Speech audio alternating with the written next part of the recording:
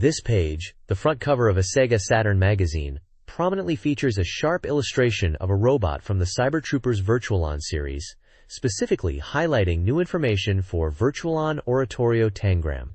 The main feature explores the crucial question for the Saturn's success at the time: whether it's possible for games like Grandia and Sakura Wars 2 to achieve million-seller status.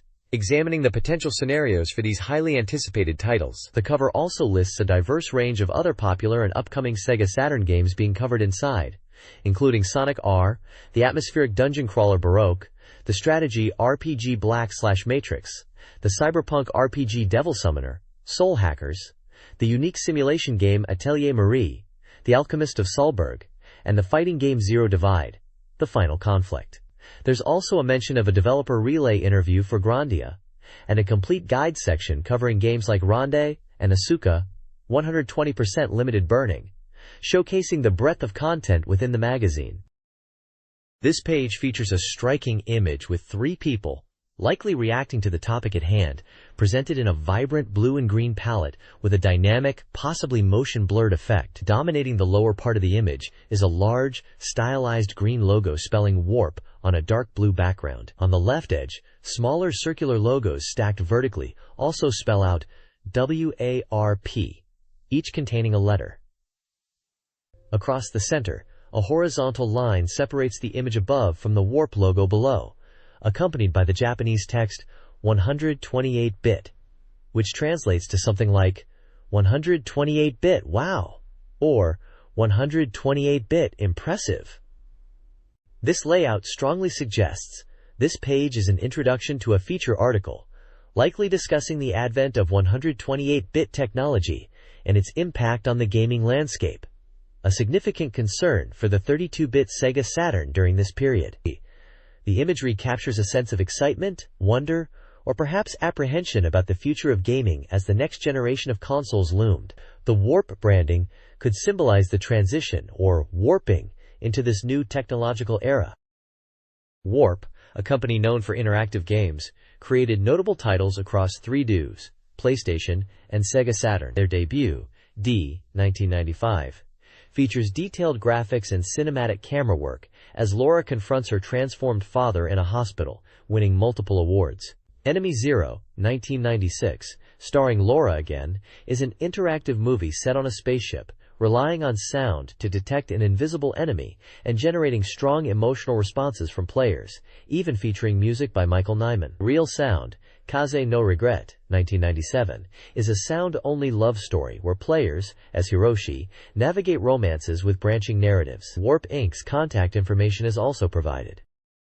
This page showcases the release of Falcom Classics for the SEGA Saturn, bringing three legendary RPG titles back to life. This collection includes fully renewed versions of Dragon Slayer, Xanadu, and YS, featuring completely updated graphics and background music to enhance the experience. A fantastic feature for purists and newcomers alike is the inclusion of both the original gameplay mode and a Saturn-exclusive mode for each game, effectively offering 6 distinct ways to play across the three titles. Dragon Slayer is presented as the foundational game for the series that shaped an era, an epoch-making masterpiece that introduced new directions for Japanese RPGs with its blend of action and puzzle elements. Xanadu, a massive hit on PC systems, is highlighted as a monumental early RPG, a unique side-view adventure where players navigate a vertically divided map and face numerous enemies and challenges. The collection promises a luxurious package, allowing players to delve into these classic Nihon Falcom works on the Saturn platform.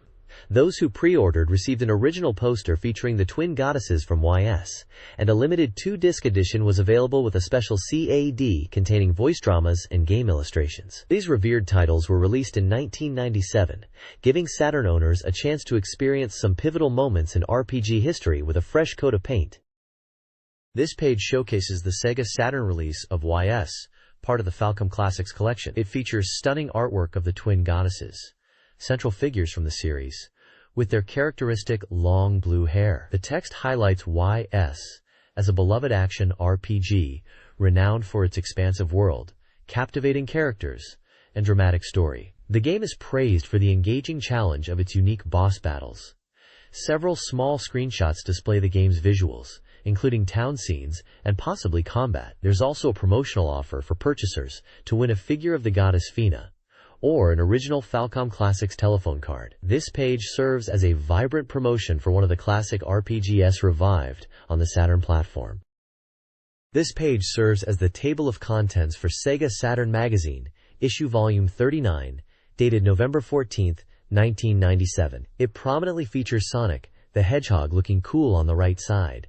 The main features listed include, starting on page P59, there's a major feature titled, The Formula for 1 Million Copies, which discusses whether it's possible to hit 1 million sales on the Saturn, looking at the scenario for achieving million sales with Sakura Wars 2 and Grandia. On page P18, there's new information revealed about Virtual-On Oratorio Tangram.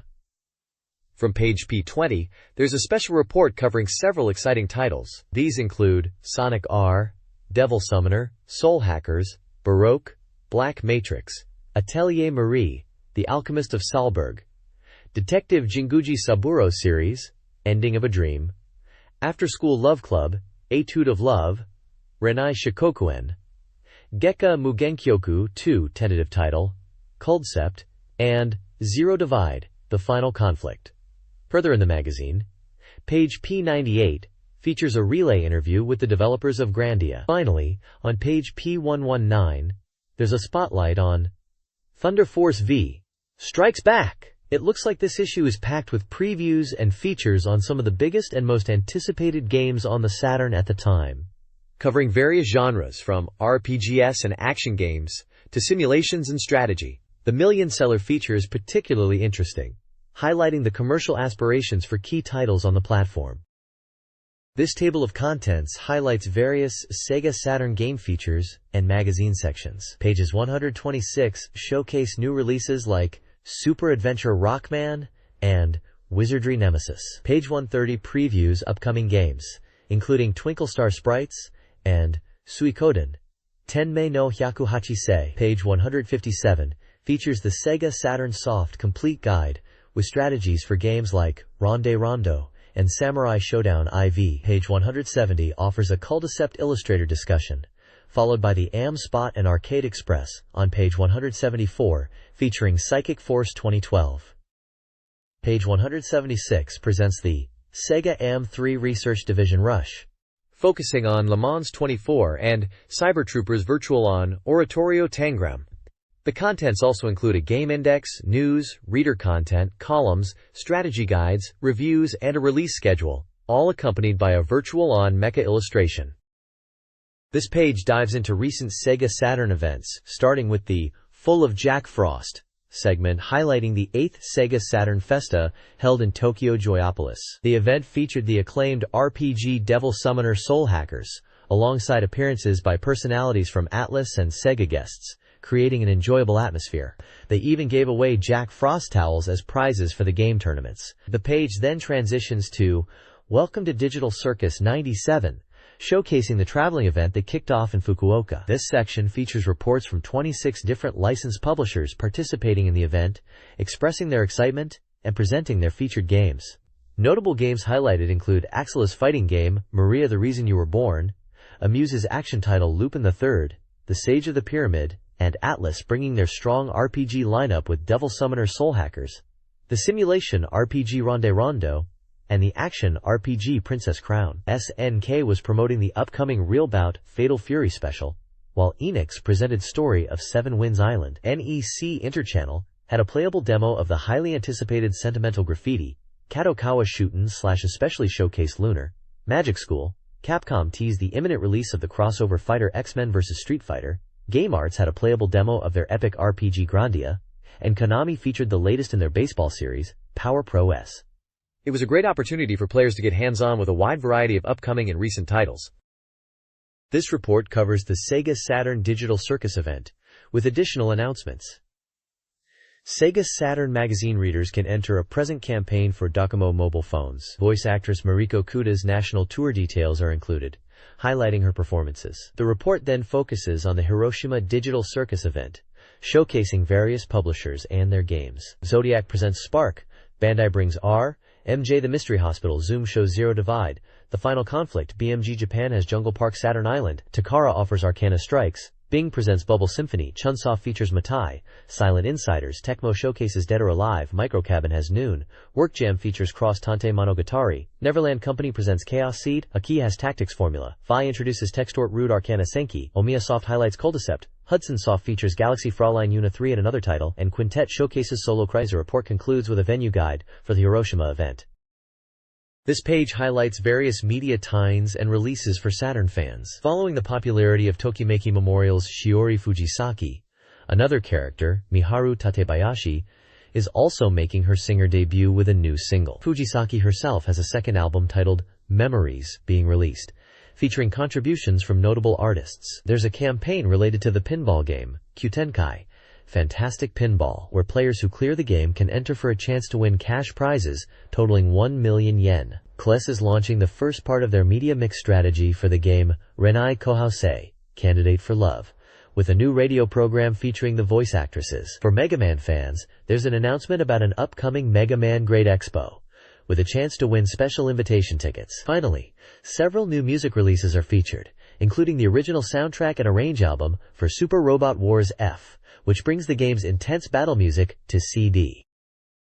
This review section highlights various game-related books and guides, demonstrating the diverse interests within the gaming community. The reviews feature books for both hardcore fans and those with broader interests. Standout titles include a fan book for Super Robot Taisen F, encompassing robots from numerous series, a memorial book for Angelique Special 2 with illustrations and character information, and the unconventional Shutsudu Minisuka Police Fan Book, which focuses on the actresses.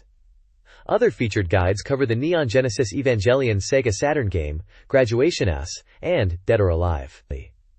The Tactical Fighter Official Fan Book stands out with initial character sketches and an original novel. The page also defines genre abbreviations like ADVA, Adventure, SLG, Simulation, and ACT, Fighting Action. This page features the weekly SEGA Saturn software sales ranking, the Shop Data Top 15.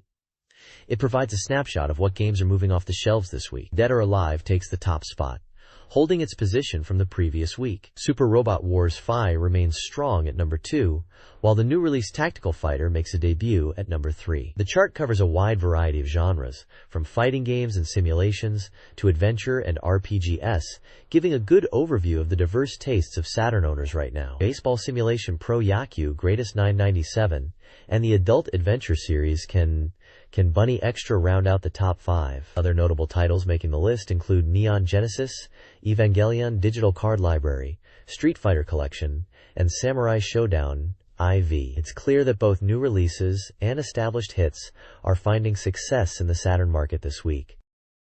This page presents two key lists reflecting the gaming landscape. The top section, the User Data Top 20, ranks games that Sega Saturn owners are most eager to see ported to the console. This list features major hits from other platforms such as the Final Fantasy series, Dragon Quest series, Monster Rancher, and Street Fighter II, indicating strong demand for titles beyond Sega's own ecosystem. The magazine enthusiastically highlights the recent announcement of the House of the Dead receiving a Saturn port, noting the excitement for this popular arcade gun shooter coming home and displaying a screenshot. Below this, the Shop Data Top 15 provides a snapshot of the current popularity of arcade video games. This ranking is dominated by fighting games like Virtua Fighter 3 TB, Tekken 3, and Vampire Savior 2, demonstrating the continued strength of the genre in arcades. Sega's own titles like Virtua Striker 2 and Cyber Troopers Virtualon also feature prominently. The magazine specifically points out Le Mans 24 as a notable game this week,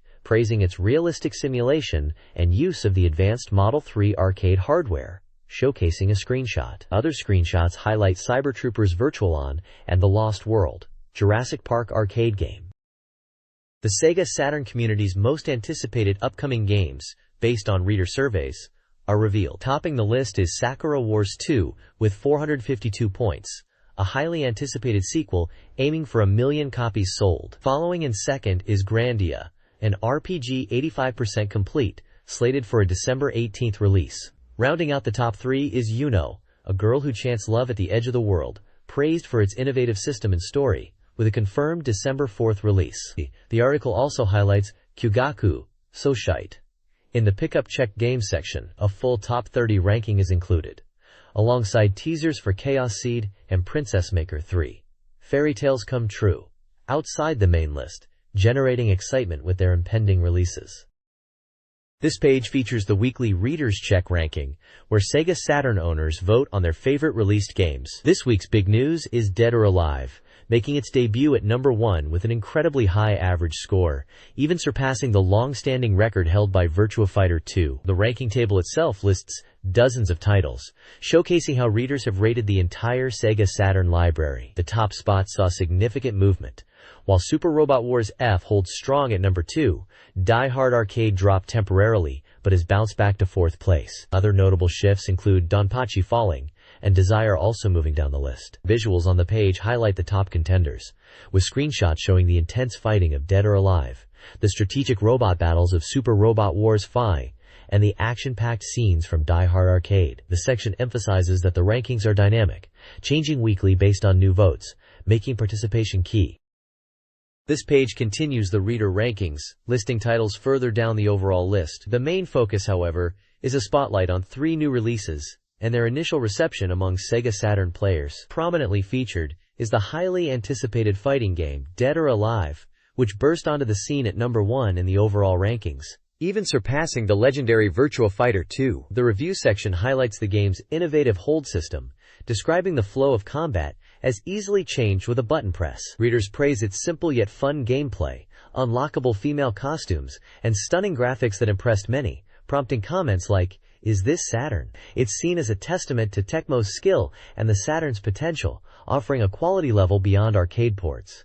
A screenshot shows 2 fighters locked in combat. 2 other new titles are introduced as strong contenders. Roommate Shizuka in Summer Vacation, ranked 74th, is described as having a pleasant atmosphere and robust content, with day and night events and a fulfilling week-long experience. A screenshot shows the character Shizuka Asuka, 120% limited, debuting at 93rd place, is reviewed as a solid fighting game, particularly noted for its easy special move commands and accessible air combos, fitting well within the popular fighting game genre at the time.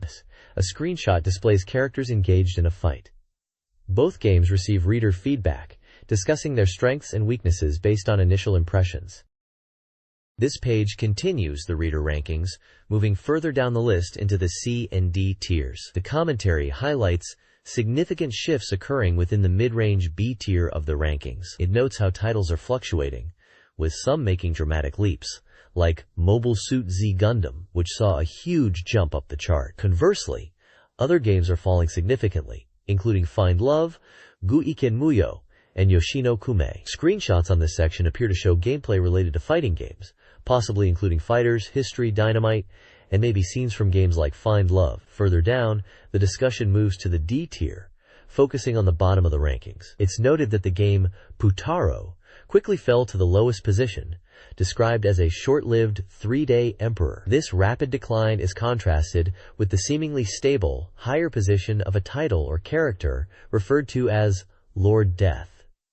The accompanying screenshot features visuals from games likely found in these lower tiers, including what appears to be gameplay from Death Crimson.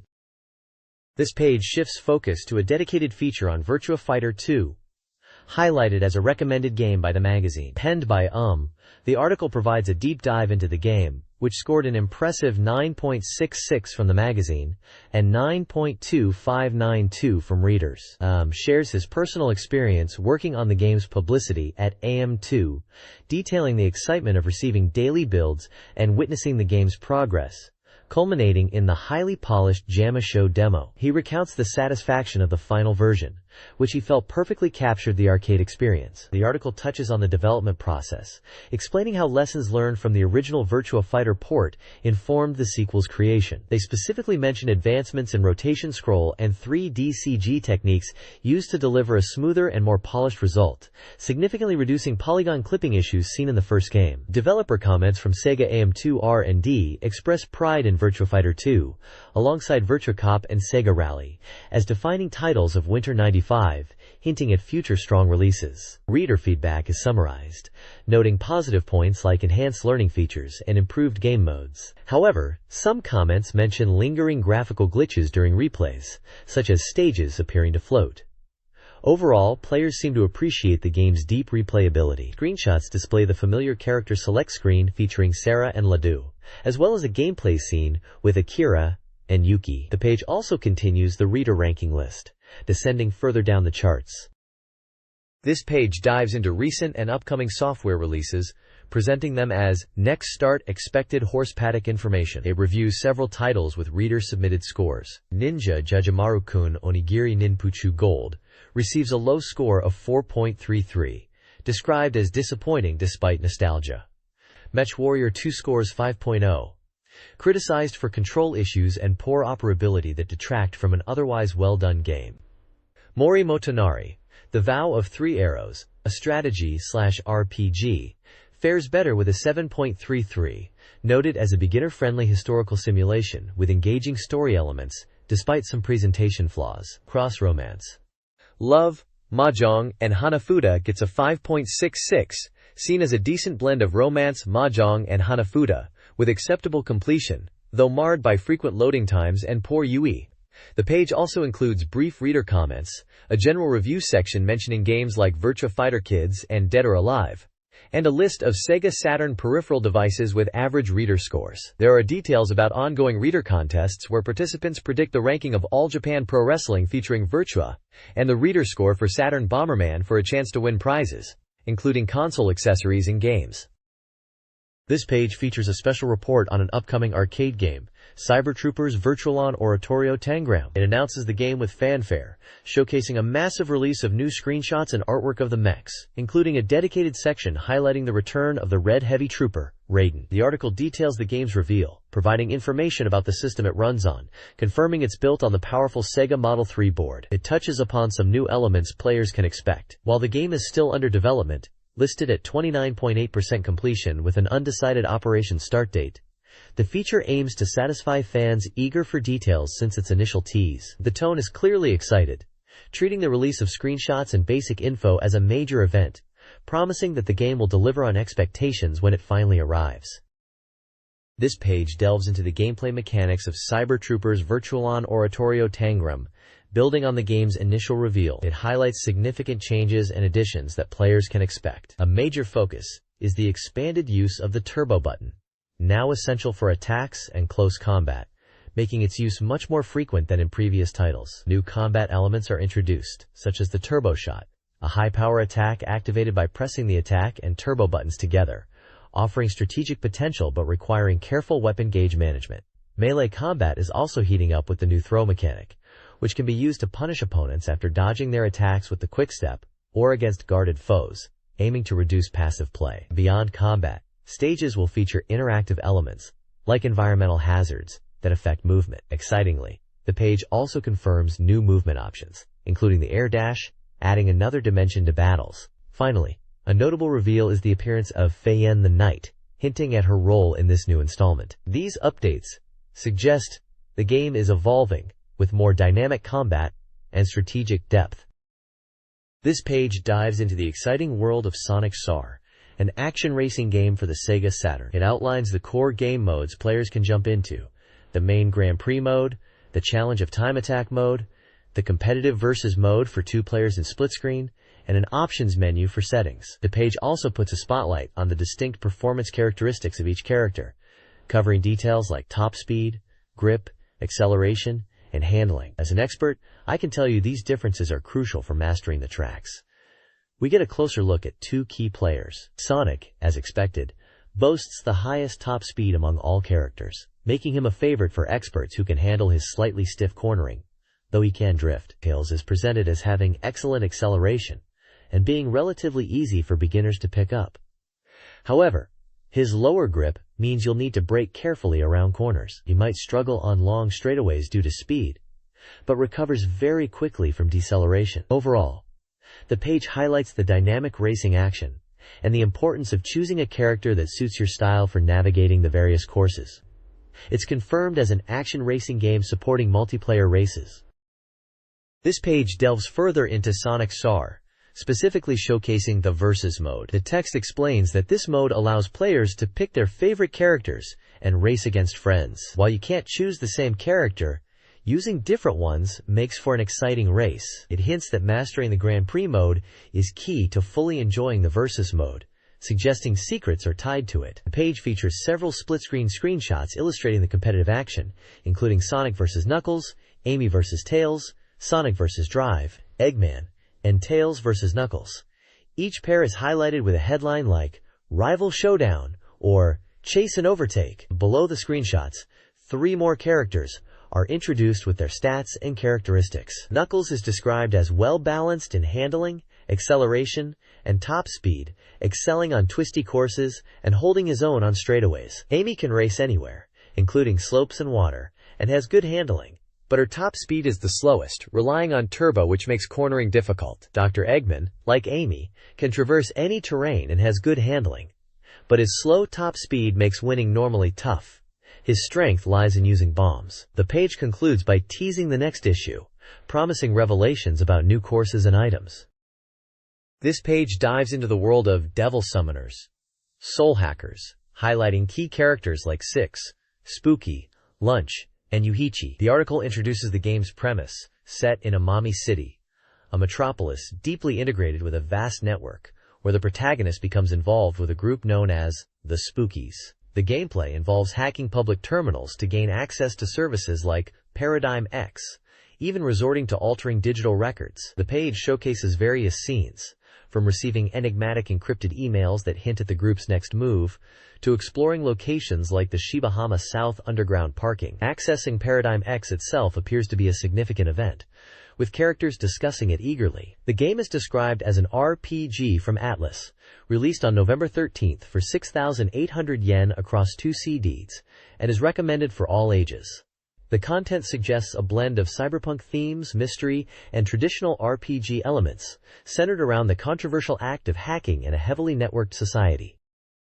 This page delves deeper into Devil Summoner, Soul Hackers, focusing on the virtual city of Paradigm X, which is now in its pre-open phase. Described as a network-based metropolis, it offers various attractions and services for avatars to explore. The page features a map and screenshots of key areas within Paradigm X, including the VR Bank for handling digital currency, the Beach Forum for relaxed conversations, the VR Cinema, which also serves as a hub for other attractions, the Fortune Teller for free readings, the AirVision flying ship displaying news, and the User Counter, an essential information point. The content then takes a turn, describing a strange occurrence when returning to the User Counter. Instead of the expected guide, a bizarre voice emanates from the computer, and the protagonist witnesses 2 people enveloped in a red light. This event introduces a mysterious, talking red coyote known as Redman. Finally, the page announces a Paradigm X Satamaga Forum, tentative, a reader-focused event encouraging fans of the Devil Summoner series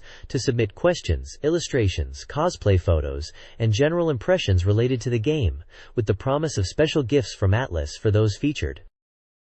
This page introduces the unique world of Baroque, a game where the door to its mysteries has finally opened. The content reveals new gameplay screenshots and focuses on the anomalies that inhabit the world. The article highlights the game's core mechanic, a strategy-focused real-time battle system. Players must contend with anomalies that relentlessly attack, utilizing purifying tools as weapons. Success depends on tactical movement, smart item usage, and understanding the chaotic situation, adding a significant action element. The game's director is quoted as saying the action alone is exciting, even without the narrative framework. Beyond combat, the page touches on interactions with characters, featuring dialogue with figures like Eliza. It also introduces the protagonist, an individual suffering from memory loss, who relies on purifying tools to survive in this bizarre world. The included screenshots give a glimpse of the game's distinct visual style and user interface, including HP and VT displays.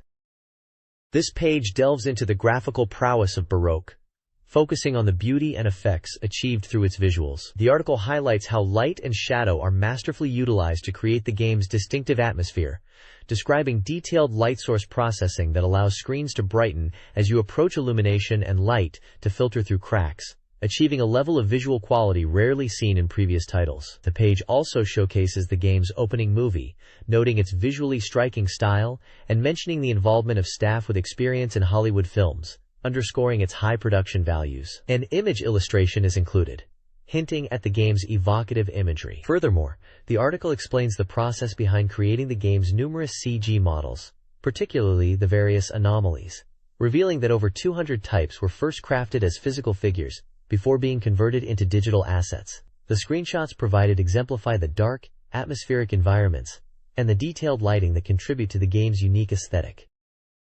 This page continues the exploration of the anomalies found in Baroque, describing them as beings that appeared just before the Great Heatwave and instill fear. The large red text translates to anomalies, accompanied by smaller text calling them something ugly and violent. The article states that understanding the world of Baroque will reveal their purpose and why they attack. It then proceeds to introduce 3 newly revealed anomalies and their attack methods.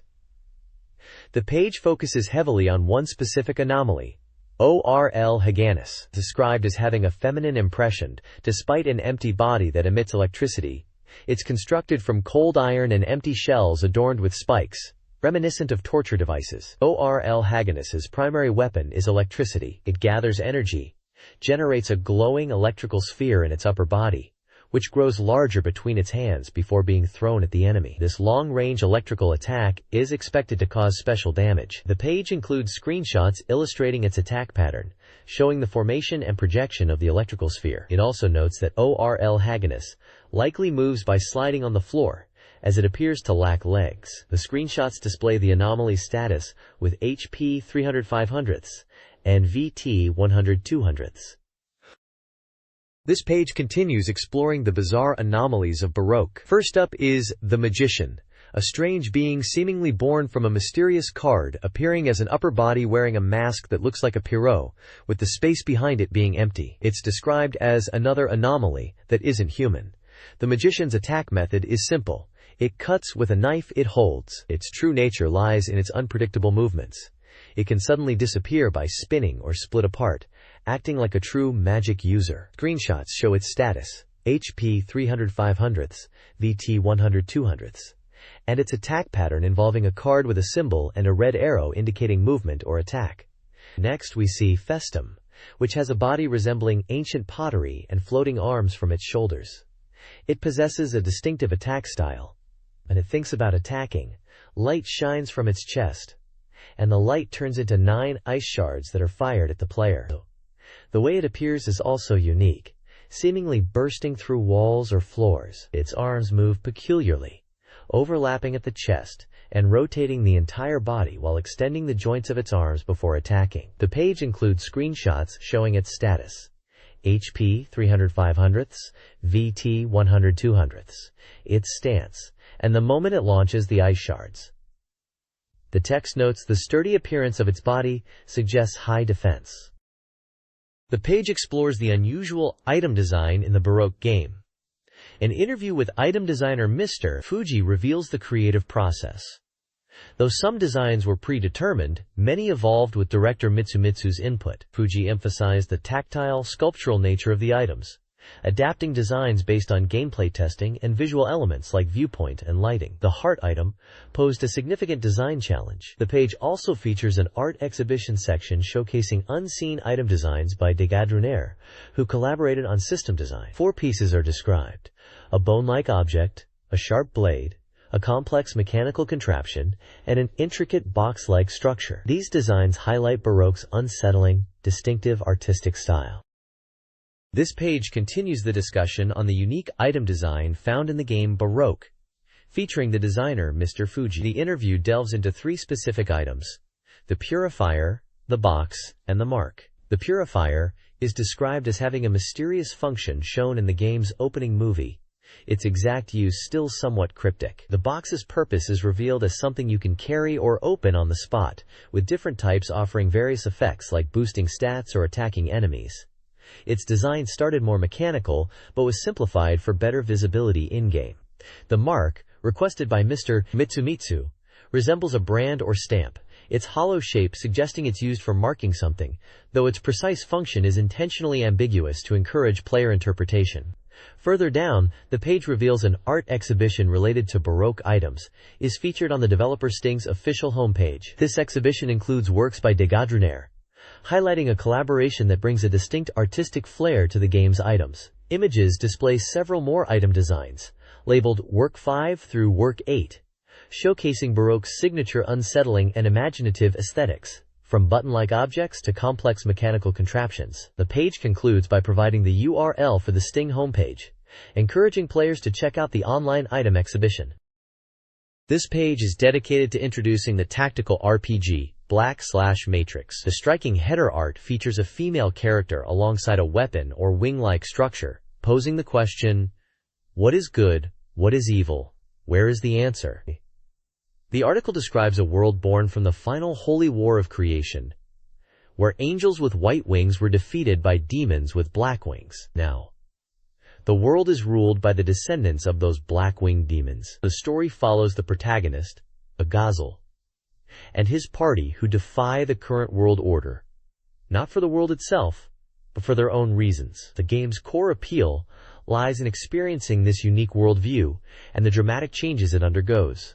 Screenshots show vibrant landscape scenes, exploration views within structures, and a tactical battle grid where characters face off against enemies. An important section reveals the secret of the great evil god's armor/weapon, an item said to grant various magical powers when worn, but which is cursed and cannot be removed. The protagonist's actions upon learning this secret are highlighted. A special report confirms the game is currently in production, focusing on conveying the detailed nuances of its distinctive worldview and the battle simulation system. Black/Matrix is a simulation RPG developed by NEC Interchannel and Flightplan, scheduled for release in 1998. This page delves deeper into the world of Black/Matrix, setting the stage for the long battle of the heretics. It highlights the game's unique value system, where traditional virtues like freedom, love, and friendship are considered great sins, governed by great evil gods. The protagonist, Azel, and his companions are labeled as heretics, each carrying their own personal complexes related to these sins or their backgrounds. The article emphasizes that overcoming these internal struggles is crucial to the unfolding narrative, and perhaps the secrets of the great evil gods. Screenshots showcase the tactical battle system, characters like Agazel being led to prison in a snowy scene, and companions such as the white-winged warrior Repros struggling with his own issues, and the notorious bandit Gaius who, despite his reputation, is a trusted ally. Another important concept discussed is the game's world religion, Angelus, which worships the archangel Mephistopheles and preaches that instinct is paramount, while love and friendship are destructive. This world's morality is presented as a complete reversal of our own. The article notes that Agazel himself has lost all memories except those relating to his master, and his quest to rescue them is central to the story's progression across its 10 chapters. This introduction only scratches the surface, promising more details on the game's depth and mysteries as development progresses. The next page shifts focus to the gameplay of Black/Matrix, specifically the tactical battle system. It explains that the core mechanics will feel familiar to those who have played simulation RPGs, featuring unit movement and attacks on an isometric grid, taking turns between allied and enemy forces. A key unique element highlighted is that using magic requires obtaining blood by attacking enemies, adding a strategic layer to combats. The article details the importance of strategy, emphasizing victory conditions, the ability to turn the tide even from a disadvantageous position, and the need to carefully plan unit movement and check statuses. It also covers the impact of battlefield terrain and elevation, which come into play starting from the second chapter. While these factors add strategic depth, the game assures players they are implemented accessibly, mainly requiring smart positioning. Finally, the page touches upon advanced tactical features like counterattack settings and zone of control, ZOC, reassuring players that despite potentially sounding complex, they are implemented in a straightforward manner, allowing players to control enemy movement by strategically positioning units. The overall impression is of a tactical system that offers significant depth and thrilling battles while remaining accessible. Screenshots show various battle scenarios, highlighting formations, magic effects, and different terrain types like bridges and indoor areas. This page dives deeper into the magic system of Black/Matrix, titled, "When you put it in, the power of magic is unleashed." Unlike many RPGs, this game doesn't use generic spell names like Fireball or Lightning.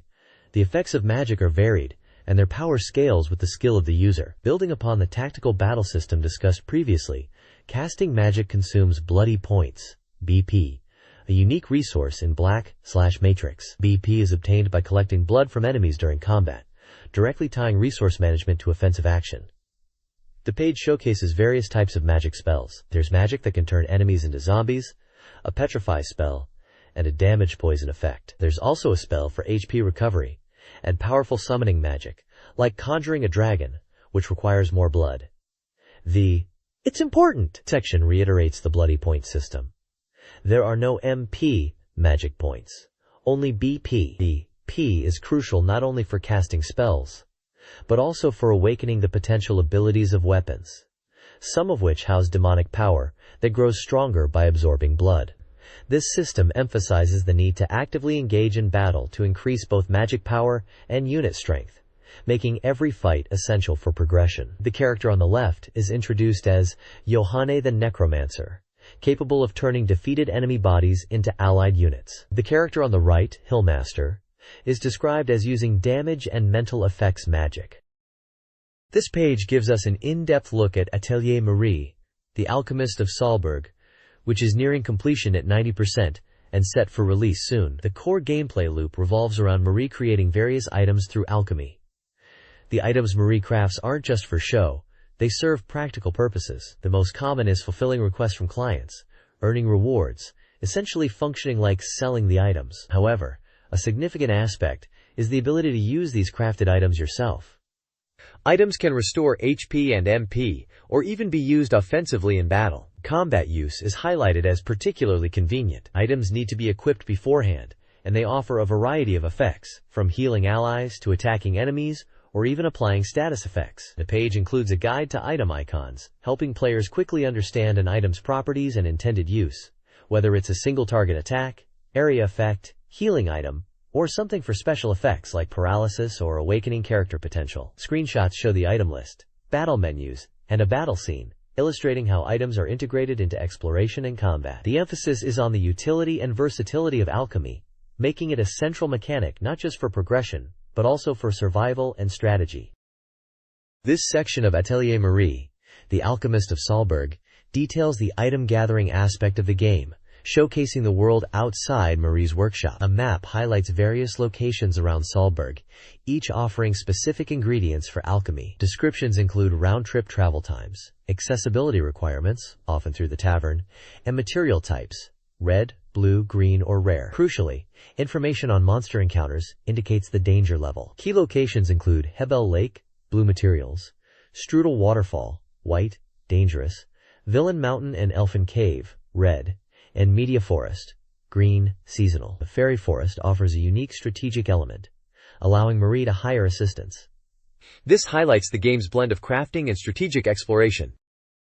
This page delves into the crucial topic of hiring and utilizing fairies in Atelier Marie, the Alchemist of Salzburg. While Marie's graduation exam spans 5 years, the game world progresses quickly, making manual gathering and synthesis time-consuming. Fairies are introduced as the solution to offload these tedious tasks. The process for hiring fairies begins not from the start, but after specific conditions are met, triggering an event. The first step involves meeting Pox, the business damdang, business representative, who provides the fairy bracelet. With this item, the fairy forest location becomes accessible for travel. In the forest, the elderly fairy elder resides, offering different fairies for hire. Each fairy has varying costs and work speeds, allowing Marie to choose based on her needs and budget. Up to 7 fairies can be hired at once.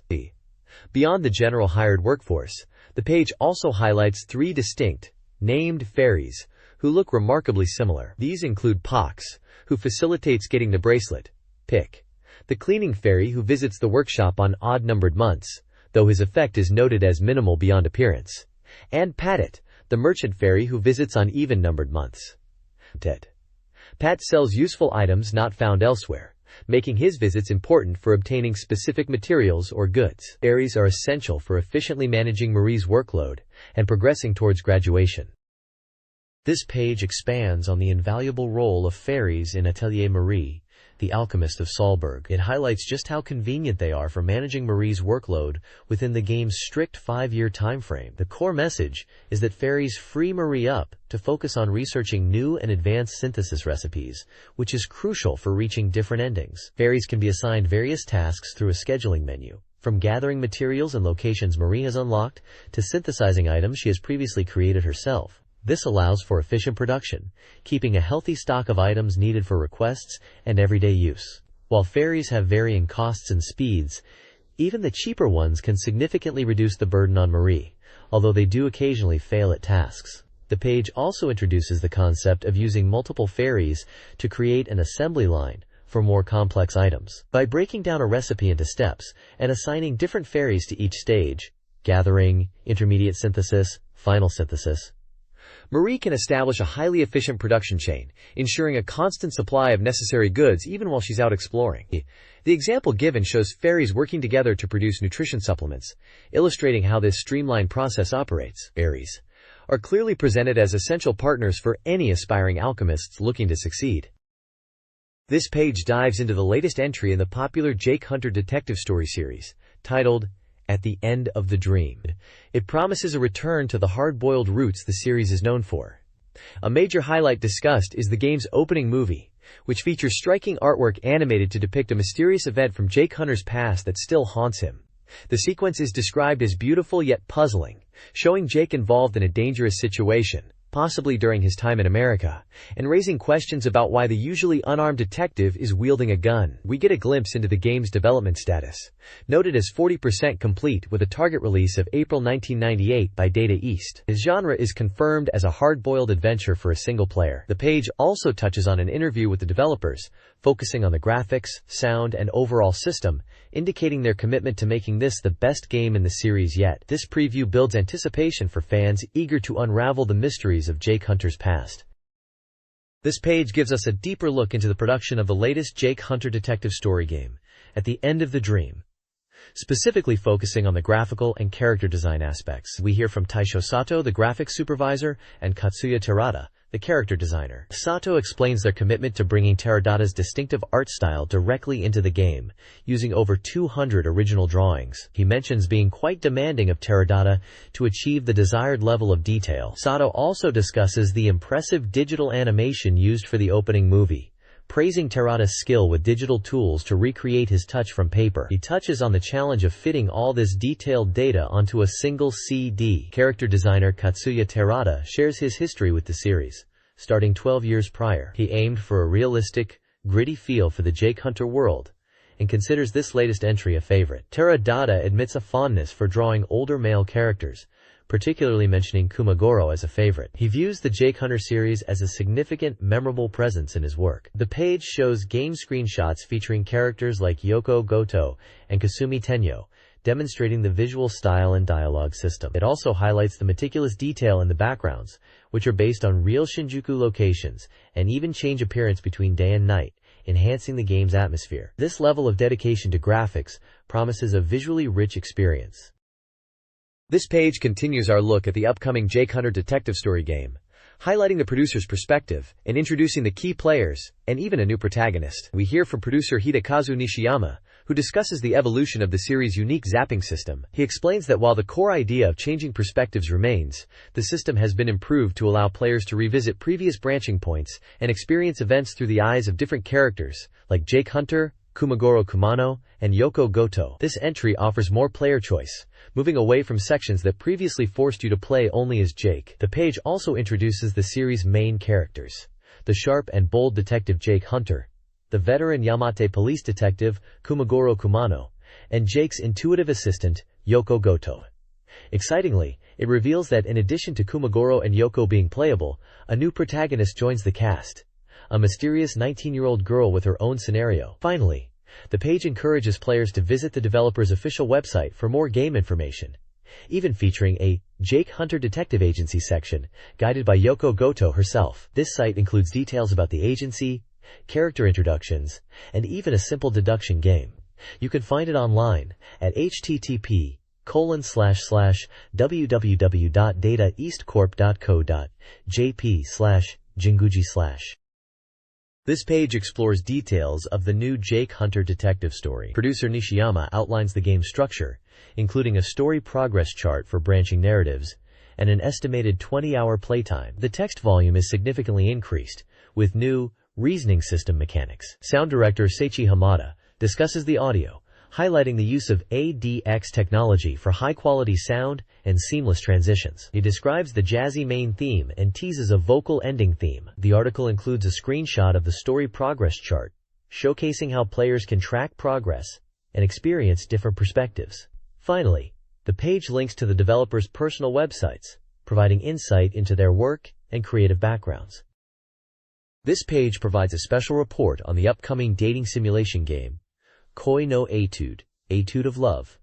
Currently 70% complete. Developed by Sunsoft and Libido, and slated for a December 25th release, this game puts you in a love club, where you'll get to know several girls over the course of 4 weeks, aiming to develop a relationship. The central feature is the Love Notebook, your key to understanding the girls. It stores vital data gathered throughout the game. Section 1 is the profile, based on questionnaire responses, giving you fundamental info on their personalities and preferences. Section 2 is the photograph album, featuring photos of the girls in different outfits like winter clothes, summer clothes, and even swimsuits. Finally, Section 3 includes their daily astrology readings and an activity log, offering insights into their moods and what they've been up to. The page highlights 3 of the girls: Sanae Orihara, who's really into flower arranging; Hinako Kawai, who has a major sweet tooth and loves warm treats like taiyaki; and Kazumi Shindo, a huge karaoke fan who recently got hooked on Western music. These profiles and the Love Notebook are crucial for figuring out how to connect with each girl. This page continues the introduction to Koi no Etude, the Love Club dating simulation.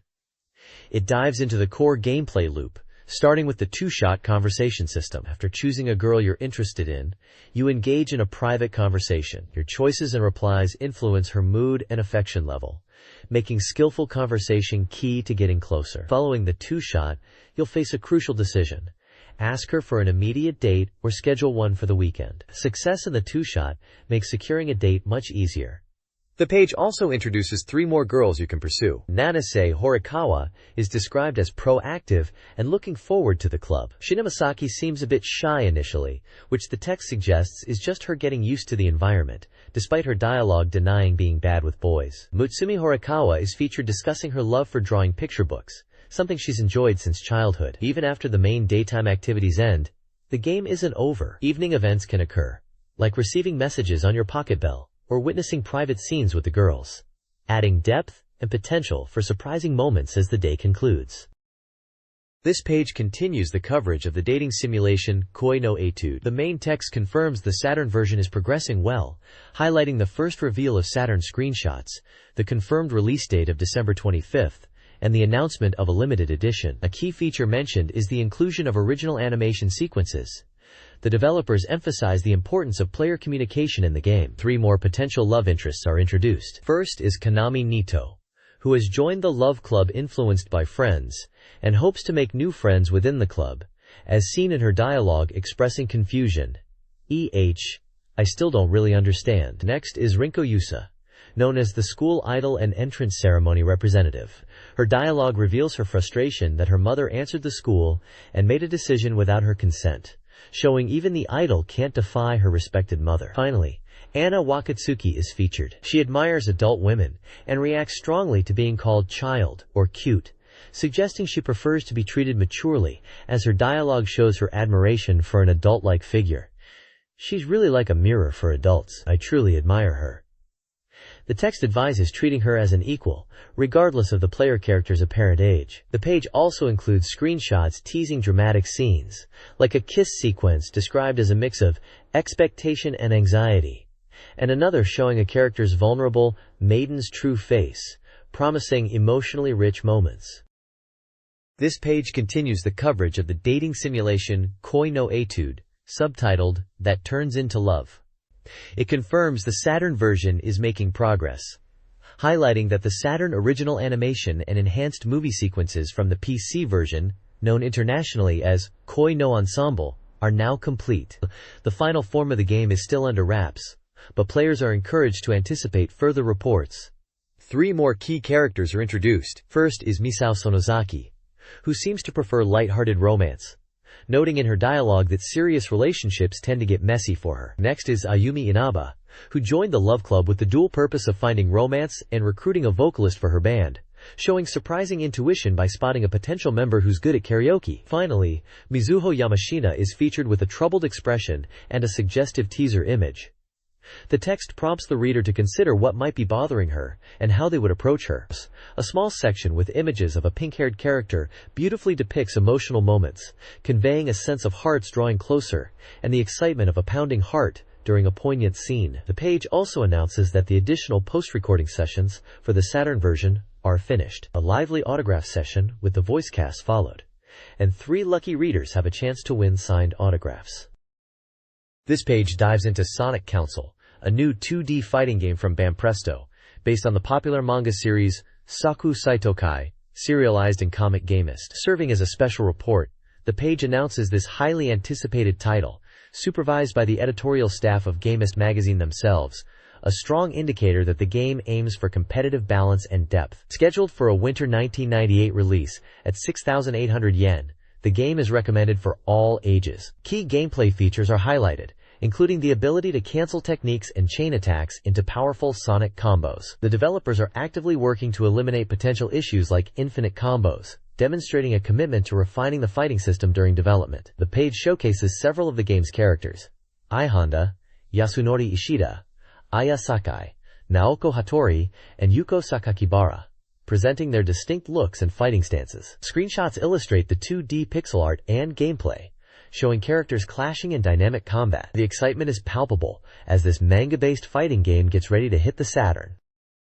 This page continues the special report on the fighting game Soku Seitokai Sonic Council, highlighting key gameplay elements and introducing several playable characters. The article points out that the special moves are designed to be exhilarating and powerful, directly translated from the original manga with simple controls. Highlights include intense air battles and impressive combo possibilities, emphasizing the dynamic action the developers are aiming for. The page also notes the attention to detail in the win quotes, drawing lines directly from the source material or reflecting individual character quirks, adding depth and personality to the fighters. Screenshots showcase these victory moments in character dialogues. Furthermore, 4 human characters are introduced. Mika Thit, the treasurer of the Saku Seitokai, a bright but short-tempered 1st year who hates scary stories and has a rivalry with Ai Honda. Kumiko Goto, no detailed description is visible for this character on this crop. Tetsuaki Katu, the powerful and fast vice president of the rival Senku Seitokai, who is notably weak against women and certain attacks. Rika Sanada, the formidable secretary of the Saku Seitokai, a jujutsu practitioner with a strong personality and a significant connection to Katu. Overall, the page reinforces the game's commitment to faithfully adapting the manga's action and characters into a compelling fighting experience. This page features a special report on Sentiment Generation 2, the sequel to the hit simulation RPG. Set to release in the spring, this title is identified as a training simulation and will feature 10 characters you can make companions, with 5 brand new characters introduced here. We get a look at Vanessa Warren, a sharp but inflexible government official; Diana Rainey, a clumsy but determined apprentice easily overwhelmed by blood; Rio Baxter, a reserved young heir who keeps to himself; Lou Simmons, a cool genius guided by superstition; and Celine Whitesnow, a gentle orphanage worker who believes everyone is good. The story puts you in the role of a member of the Vigilante Corps from the previous game. Facing the potential dissolution of your unit amid a crisis, you are tasked with recruiting new members and achieving results to save it, setting the stage for building your team from the roster of potential companions. This page features the 5 popular characters returning from the first Sentiment Generation game, who will join your team in the sequel. We are introduced to Tachibana Yura, a woman of minority descent who loves baths and sakes, showing both a glamorous and sometimes innocent side. Laura Newfield is a girl who awoke from a 100-year magical sleep, described as curious, innocent, and sensitive to romance despite having no experience. Eve Gallagher works at the National Library, possessing sharp logical and analytical skills. Trisha Foster, Albert's superior and the daughter of the leader, manages household affairs and has a passionate yet quickly cooling personality. Finally, Albert Colline, the rival from the first game, is a skilled swordsman, hot-blooded, respects his superior, and enjoys makeup. The page also shows a small dialogue image of Trisha. Additionally, there's an announcement for the Yukyu no Kobako official collection, described as a must-have premium disc for fans, releasing on December 11th for 2,800 JPY. This collection features a wealth of content including MPEG movie theaters,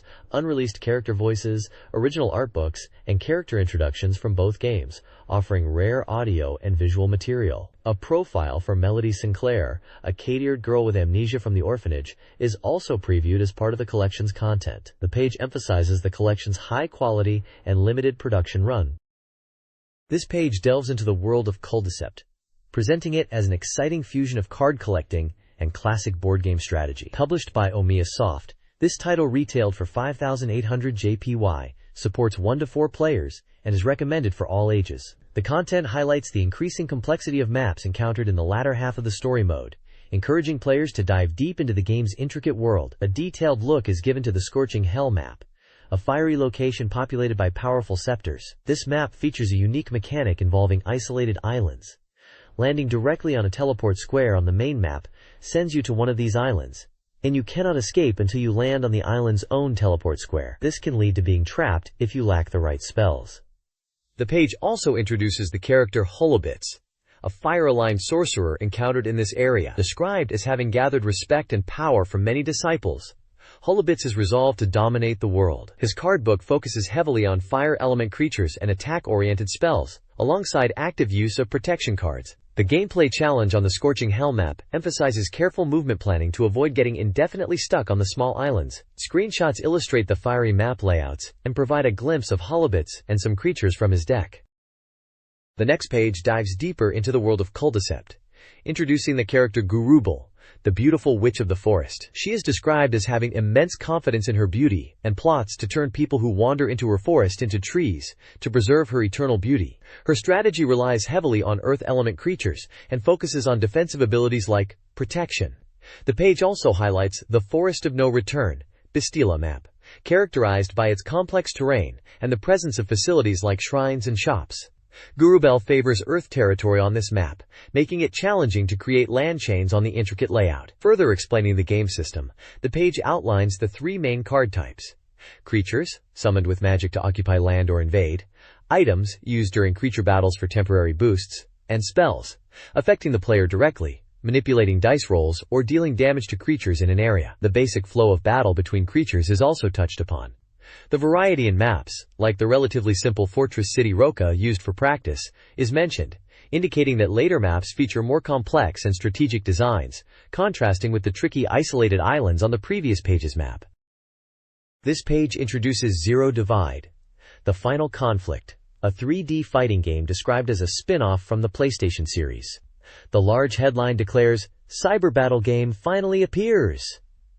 The game takes place in the near future, where aggressive programs battle in a cyber world. While the core system is similar to the PlayStation version, the quality has been enhanced. The story is not a sequel to the second PS game, but rather a follow-up to the first, featuring Zur, the boss from the original, as a key character. The article highlights signature series mechanics like armor separation, where durability decreases from continuous hits, and hang, allowing players to grab the ringside and return to the fight. It also mentions the powerful combo system, AB mode. The page includes screenshots showing the stage select, character select screen featuring player 1 as Zero and player 2 as Cancer, various combat scenarios including training mode, and a character hanging from the ringside. The character models are noted as being completely revamped from the PS version. The game is set for release on November 20th, priced at 5,800 yen, supporting 12 players, and recommended for all ages. This page highlights the story viewer mode in Zero Divide, the Final Conflict, emphasizing that it allows players to delve into the entire series narrative, not just the current games. It specifically focuses on the backstory of Zulu, Zul, the boss from the original game. His data, once shattered after the XTAL Tower incident, is being reconstructed by Extel's consciousness. Questioning his purpose in guarding an evil entity, Zulu realizes Mextel's revival is imminent, and seeks self-destruction by transforming into an aggressive program, broadcasting the message, "Destroy me!" across networks to provoke his own demise. Screenshots show the menu options for this mode. The page also presents character information for 3 fighters. Zulu is detailed as a humanoid fighter, formerly Strexel's guardian, now seeking self-erasure through battle. Zero is introduced as a humanoid fighter, noted as the most stable and continuously evolving aggressive program, becoming similar in form to the core program, Zulu. Zero is an all-rounder recommended for beginners. Tau, classified as a creature, is described as having undergone the most drastic evolution among the cast, changing from a biological form to a mechanical one, with unpredictable movements and tricky attacks to baffle opponents. Character art and gameplay screenshots for Zero and Tau are included, showcasing their designs and combat within the game world. This page presents character information for 4 more fighters in Zero Divide. The final conflict. Wild 3 is introduced as a humanoid soldier, seemingly a heavily modified unit created by a fan of XE, featuring powerful techniques using chains and bold actions, maintaining strong power despite a lighter build. Ephilos is a judo fighter who shed their previous Japanese aesthetic for a practical design, focusing on impactful throws and attacks requiring technical skill. EO is a humanoid mutant program that has undergone significant evolution, moving from a sensual base to incorporating beast-like elements, resulting in a diverse and speedy fighting style. Finally, Cygnus is a Musha fighter with a ninja-like origin, now appearing as an armored warrior known for speedy attacks and an agile combat style aimed at disrupting opponents, requiring technical prowess to maximize its potential. The page features character artwork and gameplay screenshots for each fighter, showcasing their distinct designs and in-game appearance. This page features more character information for the fighting game Zero Divide. The final conflict. We are introduced to 4 additional combatants. First up is Draco, described as a dragon-type program that has evolved into a true draconic form, possessing formidable attack power but slower speed. Next is Narrated, a mechanical fighter with an unpredictable, tricky fighting style and powerful combinations. We also see Pixel, a humanoid program that has taken on a beast-like form, noted for being surprisingly light despite its appearance, and excelling at quick, consecutive techniques. Finally, Cancer is presented, a crustacean-like mechanical creature that fights more like a spider and utilizes long-range projectiles and lightning attacks. Each character is detailed with their type, program specifics, a brief description of their fighting style and concept, and accompanied by character art and a small gameplay screenshot. This page showcases the adventure game Universal Nuts.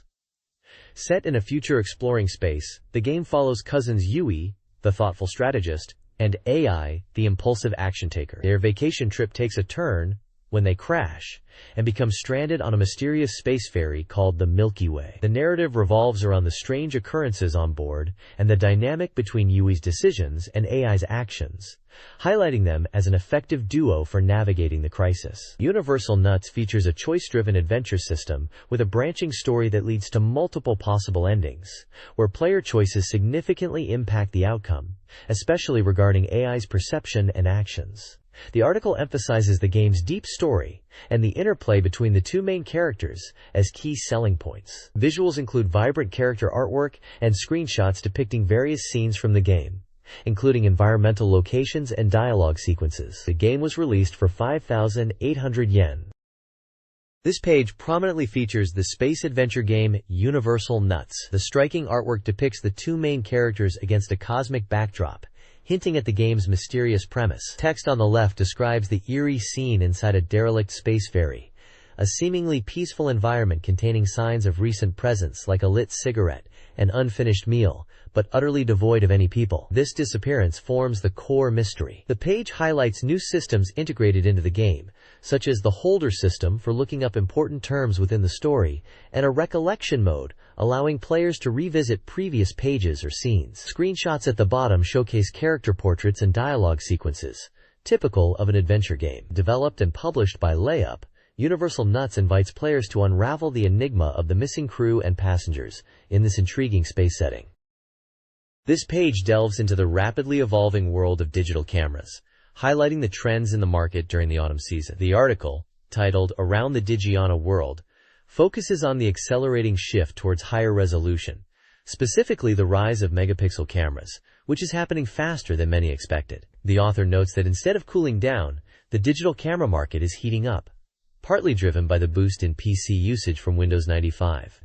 A key trend discussed is the significant drop in price for higher resolution cameras. The Olympus C1400Ls is pointed out as a game changer, offering 1.41 megapixels at a price well below previous high-resolution models. The article also mentions new megapixel cameras from Kodak and Konica expected to push the price below the 100,000 yen mark, making them accessible to more users. Despite the push for megapixels, VGA resolution cameras, 640 by 480, remain popular, competing on features. The Fujifilm DS30 is highlighted as an example, offering a 3x zoom and even movie recording capabilities in this class. The Casio QV700 is also featured, noted for its panorama function and the adoption of compact flash memory. Beyond resolution and price, the article observes a move towards more premium designs in popular models, shifting away from purely plastic bodies towards metallic finishes, adding a touch of sophistication. The overall sense is a market fiercely competing on resolution, price, and features, pushing digital cameras rapidly into the mainstream. This page tackles the ambitious goal of SEGA Saturn software reaching the 1 million unit sales milestone. The feature story zeroes in on whether this is even possible and highlights two specific titles as the platform's best candidates: Sakura Wars 2, Thou Shalt Not Die, and Grandia. The article explores the significance of the 1 million number by comparing it to benchmarks in other industries and market penetration figures, providing context for the challenge in the gaming landscape. It delves into the current state of the game market, analyzing the competition between SEGA Saturn and PlayStation, and questions what the actual value and position of a million-selling game is at this time. Through market analysis and interviews with key figures involved with these games, the magazine lays out potential scenarios for Sakura Wars 2 and Grandia to achieve this significant sales figure. The page features prominent art and screenshots from both highly anticipated role-playing titles, underscoring their potential to become defining hits for the Saturn. This page expands on the discussion of achieving massive sales by featuring an analysis from the editor-in-chief of Nikkei Entertainment. He breaks down the trends behind million-selling hits in the first half of the year across the entire entertainment industry. He identifies key factors like the power of communication among people, citing trends like portable phones, Purikura, and even Pokemon as examples of things that spread through social connection and generated huge buzz. He also emphasizes the critical role of brand power, stating that even in strong markets like PlayStation, hits require established brands from major developers like Square, now Square Enix, showing images of the Final Fantasy series to illustrate this point. The analysis also touches on the effectiveness of TV commercials as a powerful tool for reaching a wide audience, although notes it's not a guaranteed path to success. Finally, the discussion questions who the real trendsetters are in the current landscape, suggesting that traditional sources like college students may be less influential than they once were. It provides a broader perspective on the challenges and strategies involved in creating major hits, relevant to the previous page's focus on the potential for specific SEGA Saturn titles to reach the 1 million sales mark. This article ranks top-selling entertainment hits of the year's first half, encompassing games, movies, music, and books. Success stories include Tamagotchi, 13 million units, the film Princess Mononoke, 1.15 million attendees, and albums, books, and anime like Globe's Faces Places, Lost Paradise, and Neon Genesis Evangelion, The End of Evangelion. The piece analyzes market trends, questioning traditional influencers like college students, and suggesting children and parents now play a larger role, as seen with Tamagotchi's popularity. It compares the music and game markets, noting that games, particularly RPGs like Final Fantasy V2, can generate significantly higher revenue per unit despite potentially lower sales volume than music singles, highlighting the evolving revenue models. The article provides a broad market overview, showing the dynamic nature of trend setting and profitability across the entertainment industry. This special report explores the equation of 1 million units, focusing on classic games that have sold over 1 million copies. Nintendo leads the pack, with 39 million selling titles, highlighting successful games across multiple platforms like the Famicom and Game Boy, including franchises such as Super Mario Bros. And Pokémon. The report also showcases surprising hits from the Famicom era like Kung Fu and The Legend of Zelda. Nintendo's strategy emphasized high-quality titles to avoid disappointing consumers. They credit the global success of Super Mario Bros. And the Mario series overall. The page also features an interview with a former Famicom Tsushin editor, Tadashi Shiosaki. He discusses the vibrant game industry and magazines during the Famicom's peak, emphasizing collaboration and player interest in hidden techniques. He contrasts this with the market's perceived stagnation at the time, acknowledging the impact of games like The Night of the Sickle Weasel and mentioning Sega's focus on enthusiasts. Following up on the equation of 1 million units report, this section ranks publishers by their million-selling titles. Square takes the second spot with 12 titles, heavily featuring Final Fantasy and other RPGs. Enix is third, with 8 million-selling titles, all from the Dragon Quest series. Bandai ranks fourth, with 6 million sellers, largely due to successful character licenses like Dragon Ball. Hudson Soft holds 7th place with 3 titles, including Famicom classics like Roadrunner. The report also highlights key games. Memorable Games Best 4+1 features picks like The Legend of Zelda, Dragon Quest, Pro Yaku Family Stadium, Derby Stallion, and D's Dinner Table.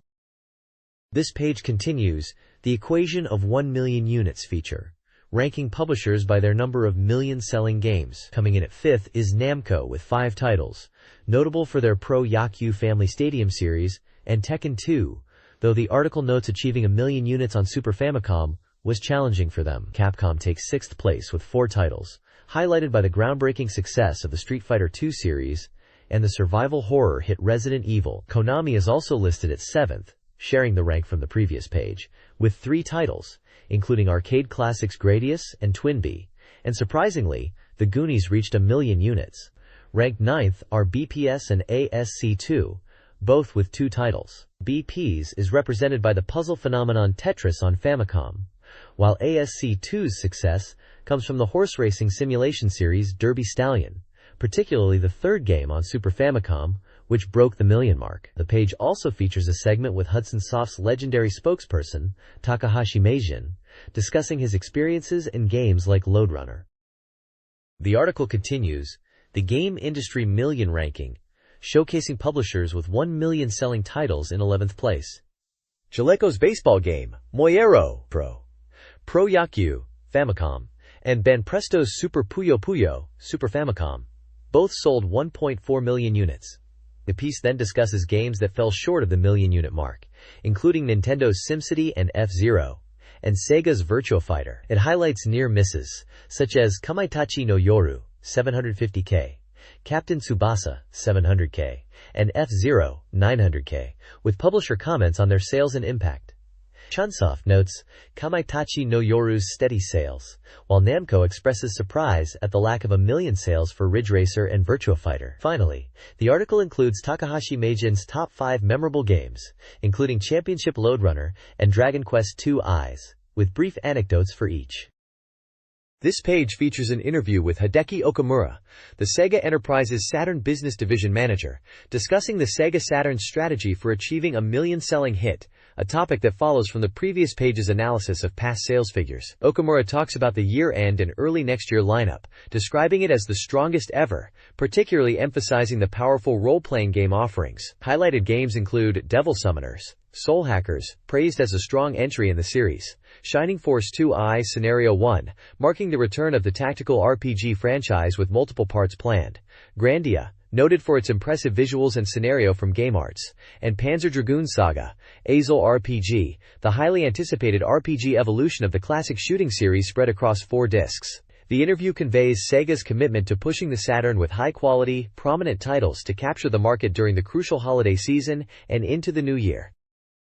This page presents the first public ranking of the Sega Saturn's top 100 best-selling games based on estimated retail sales. The primary feature is a table detailing each game's rank, release year, title, and estimated sales figures. The visual focus is on this ranking and screenshots of top-selling titles.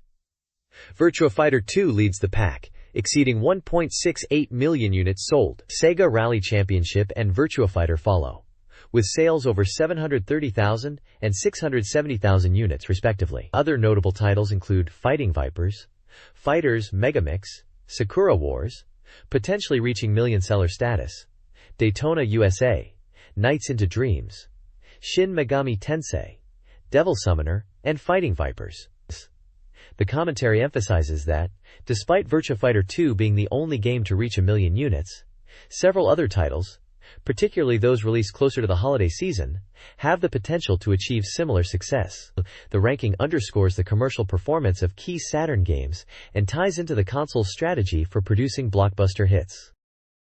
This page offers a retailer's perspective on the Sega Saturn market, featuring an interview with Mr. Inakoshi from Mesasano in Akihabara. He discusses the reality of software sales, contrasting the optimistic forecasts with the challenges faced on the ground. According to Inakoshi-san, while certain Saturn games do sell reasonably well, the limited number of stores that actually stock and handle Saturn titles significantly hinders the overall order volume, even for popular games. This creates a situation where, despite individual sales, the platform's presence is limited. Another key issue highlighted is the slow process of getting restocks, or repeats, from manufacturers. Even when a game sells out quickly, like the recent example of Dead or Alive, getting more stock isn't a fast process, which means missed sales opportunities for retailers. The discussion contrasts the Saturn situation with the PlayStation market, suggesting different dynamics in sales and stock management. Ultimately, this page emphasizes the difficulties retailers face in effectively selling Saturn software, pointing out that even good games struggle due to distribution and stock limitations. This page continues the discussion from a retailer's perspective, featuring Mr. Kyorai Inakoshi, chief manager of the game store chain TV Panic. He weighs in on the state of the game market, estimated at 600 billion yen, and whether it's growing or shrinking. Mr. Inakoshi offers a crucial insight into the sales cycles of software for PlayStation and Saturn. According to him, PlayStation titles tend to have a longer sales tail, with the critical period lasting about 2 months. In stark contrast, Saturn software sales are heavily front-loaded. The battle is won or lost primarily within the first month of release. He highlights a perceived temperature difference between game developers and the reality of the market and buyers. While developers might focus on creating technically impressive or niche games, successful sales also require strong promotion and meeting the actual desires of the market. He believes that while the current 32-bit era hardware is capable, achieving success requires hitting the right notes. For the Saturn, he points to the strength in targeting core users and specific genres like fighting games and dating sims, citing the popularity of titles like Sakura Wars, which is shown on the page featuring Sakura Shinguji. He speculates that if a blockbuster title like Dragon Quest or Final Fantasy were released on Saturn, it could indeed break the million-seller barrier for the platform, suggesting the potential is there with the right software. This page features an interview with Uji Hiroi, the creator of the Sakura Wars series, discussing the formula for reaching 1 million sales with Sakura Wars 2. Following up on the previous page's market discussion, Hiroi shares his perspective as a developer. He contrasts the core Saturn audience with the broader PlayStation market, noting that success on Saturn often relies on strong engagement with dedicated fans and specific genres. Hiroi emphasizes that creating a hit requires more than just technical skill. It demands passionate staff who can capture the atmosphere of the times. He feels this was key to the success of the original Sakura Wars. Reaching 1 million sales is challenging and depends on the team's passion aligning with what the audience truly desires. He points out that success isn't limited to specific genres, citing titles like IQ, Intelligent Cube, as examples of hits from unexpected places. The lower section highlights the various media extensions that built the Sakura Wars brand and fanbase, paving the way for Sakura Wars 2. This includes details on the Sakura Wars Caillou Show musical, the Steam radio show audio drama, and the Sakura Wars OVA anime adaptation covering events before the first game. It also promotes the official fan club, demonstrating the multifaceted approach to engaging fans and building momentum for the series. These activities showcase the extensive effort beyond just the game release itself to achieve widespread success. This page is part 5 of the Scenario Towards 1 Million feature for Sakura Wars 2, titled Uji Hiroi Talks. Here, the creator, Uji Hiroi, emphasizes the critical importance of properly crafting characters for the game's success. He is joined by portraits of the main characters Sakura Shinguji and 2 new additions in Sakura Wars 2, Soleta Orihime and Lenny Milchstrasse. Hiroi delves into the development process, highlighting that making a compelling character requires meticulous attention to dialogue, ensuring every line feels authentic to who the character is. He stresses the dedication required for script writing, and the complex task of managing branching scenarios where character relationships evolve. A photograph shows the large team present at the game's production announcement press conference, underscoring the scale of the project.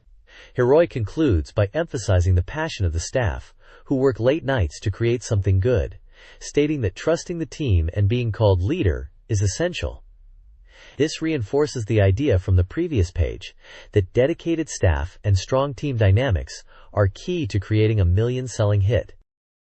This page continues the equation for 1 million copies feature by presenting an interview with Yoichi Miyagi, the representative director of Game Arts, who discusses the upcoming RPG Grandia. Miyagi provides his insights into the current state of the game market and his strategy for Grandia to become a major hit. He notes the recent quiet period in the market, especially compared to the impact of titles like Final Fantasy V2, and talks about how achieving huge sales requires a specific approach, contrasting the organic growth of series like Dragon Quest with the need for strong initial pushes seen with Saturn hits like Sakura Wars.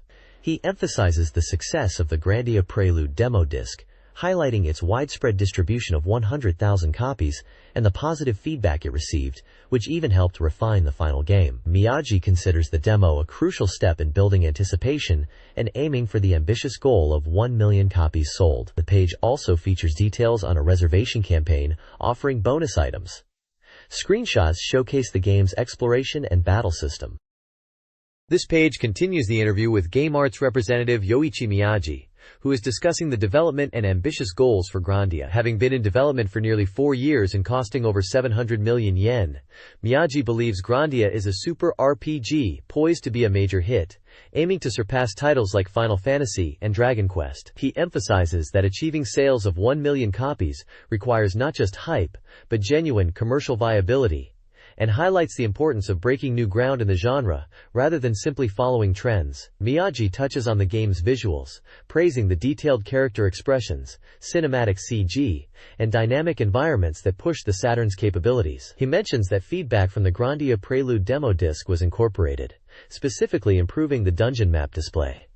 Ultimately, Miyagi states his belief that games are necessary, and wants to create experiences that move people emotionally and leave them feeling happy and refreshed. Screenshots show the game's exploration and battle visuals.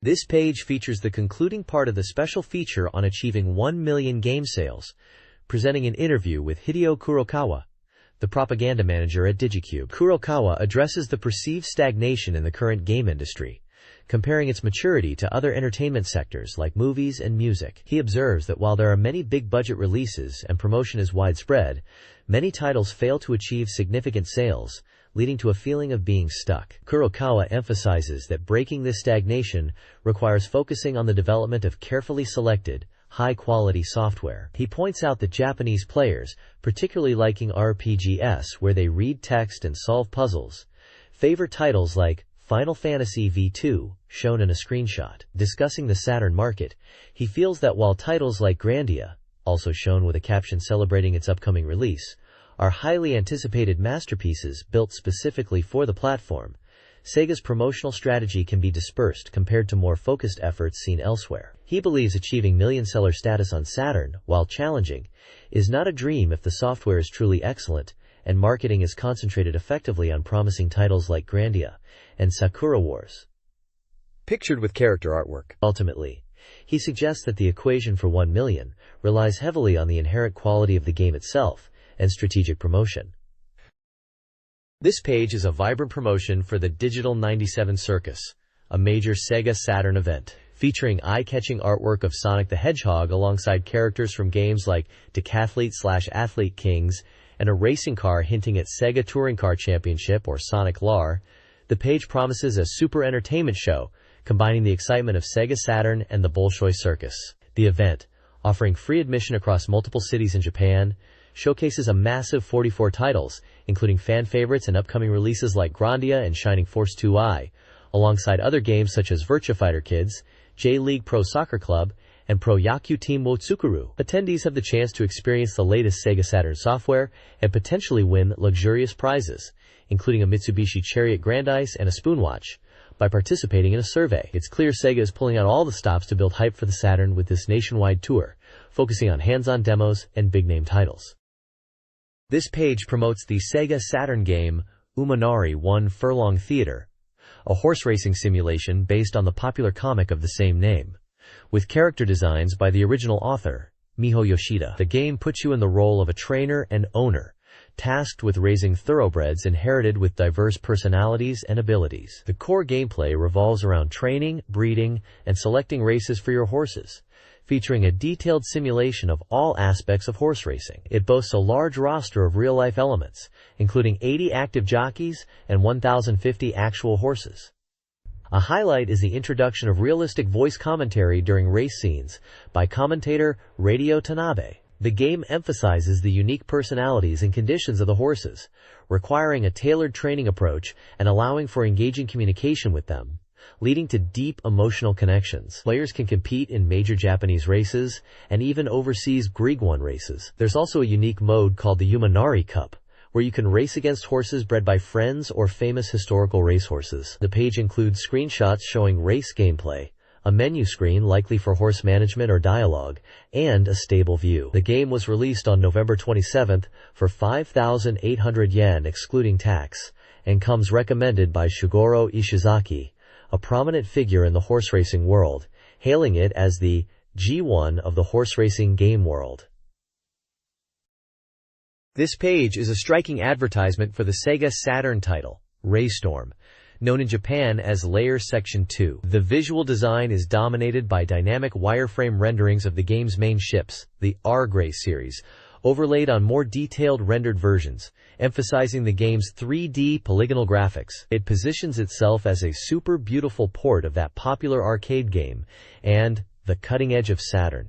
Key features highlighted include the inclusion of the original 2 arcade ships, plus a brand new, exclusive ship, the R-Gray Zero, selectable from the start. The game features newly created CG movies that finally reveal the hidden story, boasts all 8 stages from the arcade, and supports 2-player simultaneous play. The page also lists the standard retail price of 5,800 yen, excluding tax, and prominently declares, "In store now." It's clear this is a major push for a highly anticipated arcade-to-console conversion, promising enhanced content and visuals for the home release. This page is an advertisement for 2 official guidebooks related to the classic SEGA Saturn mecha combat title, Cyber Troopers Virtualon. The books are titled Cyber Troopers Virtualon Graphics Perspective, which appears to focus on the visual design and artwork, and Cyber Troopers Virtualon Reference Schematic, likely providing detailed technical data and schematics for the game's iconic mechs, or Virtuoids. Both guides are published by SoftBank and are noted as currently being on sale. This page presents the official perfect guide for the tactical role-playing game Super Robot Taisen F on the SEGA Saturn, published by SoftBank. This book is marketed as the definitive companion for players navigating this epic crossover title. The guide promises comprehensive coverage, including explanations of the game's systems, a full story chart, detailed map strategies, and extensive data analysis on the numerous robots and pilots featured in the game. It also includes reference materials and extra tips. The cover features vibrant artwork of popular super-deformed mechs from the series. Advertised as a well-received guide currently on sale, it's presented as an essential tool for players. The book is listed as a 5-size, 136 pages, priced at 950 yen. This page is dedicated to the romance simulation game, Sentimental Graffiti. The vibrant artwork dominates the page, showcasing a large cast of distinct female characters, highlighting the game's focus on character interactions and relationships. The game challenges players to embark on a journey to rediscover 12 forgotten memories, suggesting a narrative-driven experience involving revisiting past connections or locations associated with these girls. It is announced as coming soon, with a suggested retail price of 7,500 yen before tax. There's also a note about a limited first production run that includes a bonus item called Second Wind and comes as a 2-disc set. Below the main feature, the page also serves as an advertisement for other SEGA Saturn titles published by NEC Interchannel that are currently on sale. These include the simulation game Graduation S, the Magical Girl Pretty Sammy game, the romance simulation games, Classmates If and Classmates 2, noted as a 2-disc set, and the Game Birth S debut. Their individual prices are listed alongside small preview images. The page is clearly an official release promotion from the publisher, NEC Interchannel. This page is the Reader Submission Corner, Let's Partners, where readers aim to become the Submission King. It's a collection of anecdotes, thoughts, and questions from fans of the Sega Saturn and its games. Readers share various experiences, from relating Niki Lauda's airline casino, to the idea of fighting games on a plane, to humorous mix-ups with words, and the trials of tearing off magazine survey postcards. There are also submissions touching on specific games like Resident Evil, Soul Hackers, and the narrative adventure Machine. The page features some delightful reader artwork, including illustrations related to Soul Hackers and Machine. There's also a dedicated section titled, This Week's Who Are You?, with a drawing related to real sound, Kaze no Regret, inviting readers to guess the featured person. The answer confirms it's related to the real sound illustration, and the editor adds a playful comment about the person being intimidating. This section really highlights the personal connection readers had with the magazine and its content creators. Overall, it's a lively and engaging look at the community surrounding the Saturn in Japan.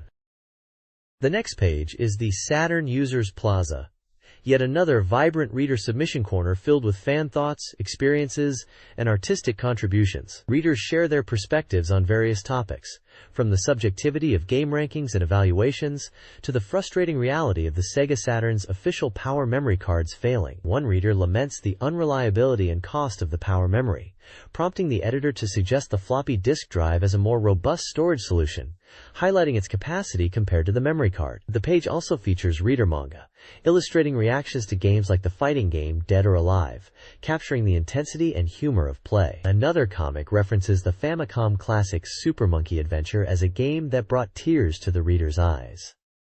In the Friend of the Heart section, a reader discusses a game they call World of Truth, which the editor identifies as the hard-boiled RPG Linkle Liver story. They note the game is divisive, features survival themes, has strong battle music, and stars 3 female protagonists, confirming it is distinctly not a dating sim. The Gamer's Wisdom section offers a unique tip. Submitting to the magazine can help improve your language skills. There's also a Rumor, Really? segment, touching on points awarded for published postcards in a previous issue, and mentioning a re-release of Tokimeki Memorial Drama Series Volume 2, described as being revived with innovative arrangements.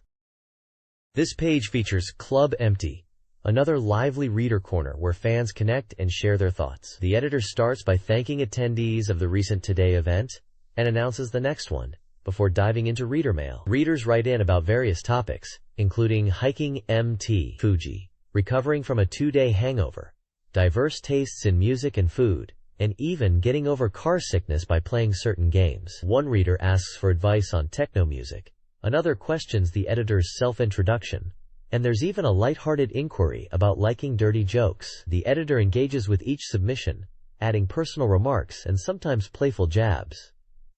The Ink Scream section showcases reader artwork. We see impressive illustrations, including one that appears to be Wolf Hawkfield from Virtua Fighter, accompanied by text mentioning an unknown aura. Another drawing references Dogura, linking back to Linkle Liver story discussed previously. There's also a character pondering the taste of gasoline, and a simple sketch asking if the reader can see the artist To Akira, featuring a drawing that strongly resembles Akira Yuki from Virtua Fighter. The Let Me Teach Show segment handles reader questions, from the limit on pen name characters to the editor's take on the crossover nature of Virtua Fighter Kids. Finally, a points chart is mentioned, recognizing contributors to the Netcasting King ranking, and the page lists various themed segments open for reader submissions, such as illustrations, personal stories, and even love letters to game characters. This page features the Park Gallery, a showcase of reader-submitted artwork and commentary. The dominant game featured is Princess Crown, with multiple illustrations depicting characters and scenes from the critically acclaimed RPG. Readers share their impressions of the game's characters, commenting on their appearance, personality, and the appeal of the action elements. One illustration is highlighted as the week's #1. There are also illustrations referencing Gradriel and Edward, a duo mentioned alongside their friends, and a note about Sonic SAR, indicating reader interest in that game as well. The page also includes information detailing submission guidelines for the gallery, such as using postcards or white paper with black ink, and the requirement to secure screen tones properly. Pencil is discouraged due to smudging. The points announcement outlines how submissions earn points, which can be exchanged for prizes like book vouchers or SEGA Saturn software. Finally, an apology and correction addresses an error regarding X-Men vs. Street Fighter in a previous issue. The page concludes by announcing that the theme for the next gallery will be Mecha, and provides the submission address.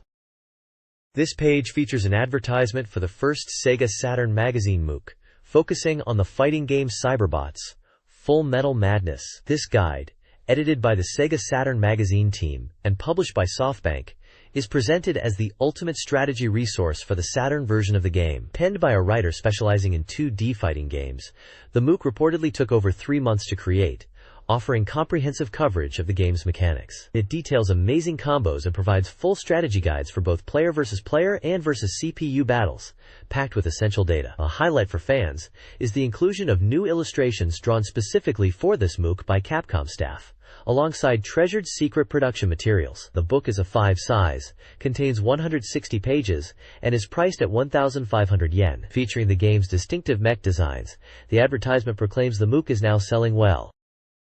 This page features the weekly SEGA Press section from SEGA Saturn Magazine, Volume 53, offering official information directly from SEGA. The main focus is a CM Detective Agency segment, exploring the commercial for All Japan Pro Wrestling featuring Virtua. This game, a strong collaboration between All Japan Pro Wrestling and SEGA, is highlighted for its dedication to capturing the intensity of real pro wrestling, a departure from current trends, as demonstrated by the various in-game screenshots showing powerful suplexes, kicks, and slams. The article dives into the secret production behind the game's commercial, celebrating All Japan Pro Wrestling's 25th anniversary. The page also outlines several ways for fans to access the latest SEGA information, including the SEGA Joy telephone and SEGA Fax Club services, which provide updates and exclusive content not found in magazines. There's also information on the SEGA Video magazine available in stores, showcasing footage of upcoming and recent titles like Sonic SAR, Grandia, Shining Force 2i, and Dead or Alive. Additionally, the Flash SEGA Saturn section promotes bonus demo crides, featuring playable content for games such as All Japan Pro Wrestling, featuring Virtua, and Columns Arcade Collection. Finally, a SEGA Internet campaign and the official SEGA website URLs are listed. This page provides an update on the SEGA American football team, the SEGA Thunderbolt, and their progress in the Autumn League. The team manager shares insights into their first 2 games. While they secured a victory against Tegin Lease in the opening week, after falling behind early, their second game against Sony resulted in a significant loss, leaving them with 1 win and 1 loss. The official schedule for the remainder of the Autumn League is also shown. Additionally, the page features the SEGA Public Relations Diary, offering personal anecdotes from various SEGA staff members. Take-chan discusses the ongoing SEGA Saturn Digital Circus Tour, mentioning events in Fukuoka, Hiroshima, and Osaka, and shares a funny story about plans to sing that didn't quite pan out. Dessler de Hirano recounts a strange, slightly unsettling experience in a copy room late at night. Honey Hanatani comments on the season of weddings and the associated costs, concluding with a suggestion for a relaxing evening alone, with a drink and a book. Finally, there's a call for fans to send in postcards with opinions, questions, illustrations, or other comments related to SEGA Saturn, for potential inclusion in future issues. This page is from the SEGA Saturn Magazine Novels section, and features the 8th episode of a serialized story titled Sokyu Guren Tai, which is also the name of the intense vertical scrolling shooter game developed by Razalizing. The chapter is titled Nostalgic Chicken Race, and the main conflict hinted at is Yawatano vs. Shiden. The whereabouts of that battle are... The story is penned by Yuichi Ishida, based on an original concept by Razalizing. The text provides context for the narrative, explaining that Sokyu Guren Tai is a private defense force known as JDF, associated with Jitsui Star Inc. They operate like a mercenary unit, undertaking dangerous tasks and resolving disputes. The story focuses on 3 key members of the Sokyu Guren Tai: the pilot, Takao Yatsuyubi, and Rika Kunimura, and explores the SF drama surrounding them. A recap of previous events reveals that their headquarters was attacked by a group called Black Scorpion, but repelled by Sokyu Guren Tai. Investigations led to a mysterious entity known as Yawatano, and their leader was captured by a terrorist organization called Little Earth. Sokyu Guren Tai launched a rescue mission, which was complicated by Yawatano, who is also identified as Daedalus, ultimately destroying the enemy's final weapon. This sets the stage for the ongoing conflict teased in the main title. This page continues the serialized novel based on the intense vertical shooter Sokyu Gurentai. Following the explosion from the previous chapter, the story describes the reaction of the characters. The mysterious machine, identified by Kunimura as Daedalus, or Yawatano, is observed near the Shuvaitsu before flying away. Yasuda, likely Yatsuyubi Takao, orders Ryota, Do Ryota, presumably piloting the Shiden, Purple Lightning, to pursue the entity.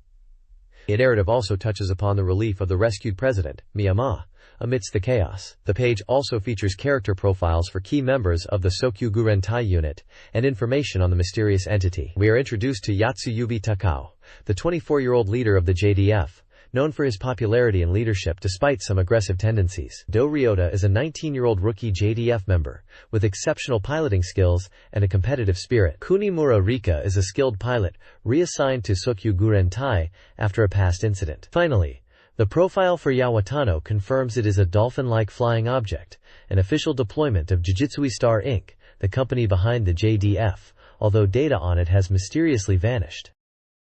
This page continues the serialized novel set in the universe of the intense vertical shooter, Sokyu Gurentai.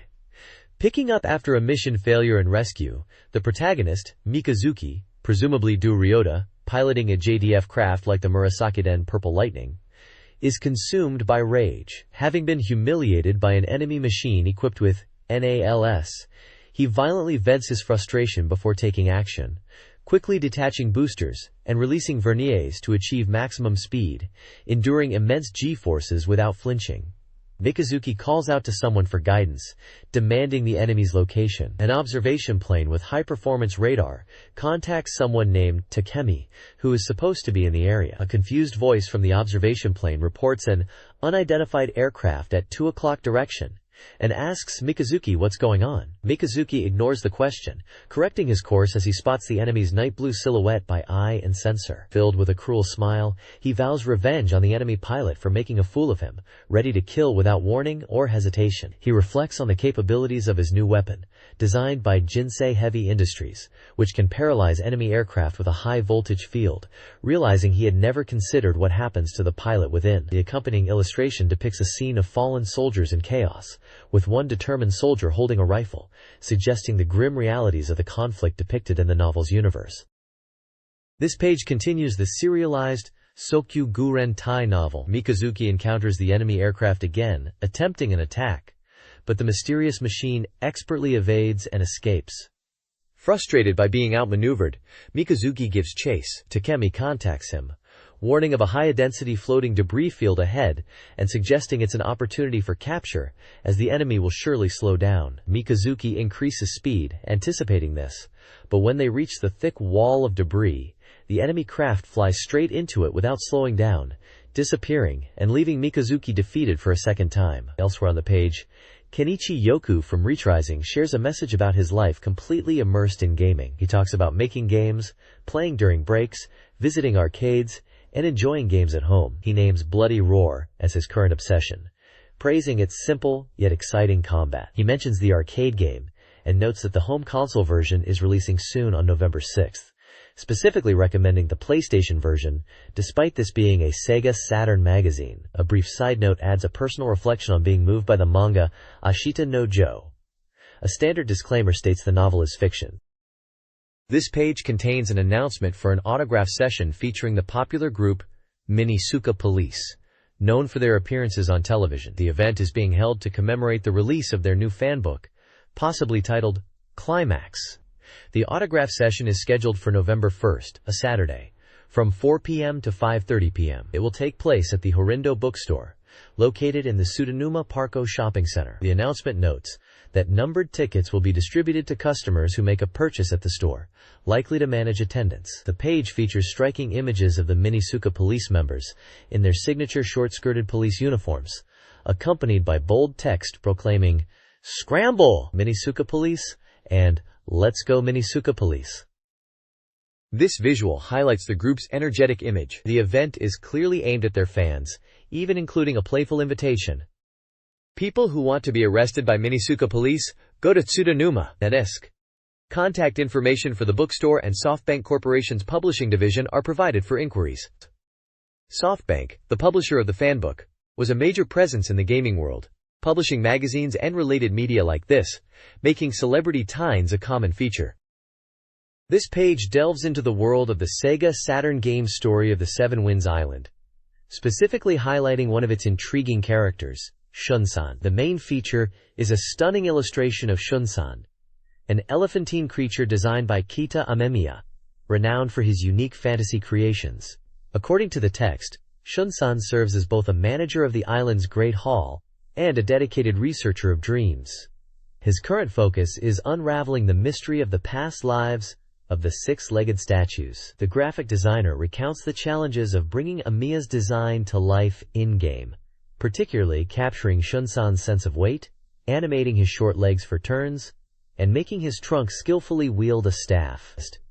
Despite the considerable effort in crafting his animations, his distinct walk cycle is only visible for a mere 5 seconds within the game, a point noted with a hint of amusement. This feature is presented as part of a recurring segment titled Lantern Meeting, which showcases the mysterious companions of story of the Seven Winds Island through Keita Amemiya's original illustrations. The article confirms that the game is nearing its final development stage and is projected for release approximately 1 month after this magazine was published in 1997. Readers are encouraged to look forward to further explorations of Amemiya's deep and creative world in subsequent installments of this series.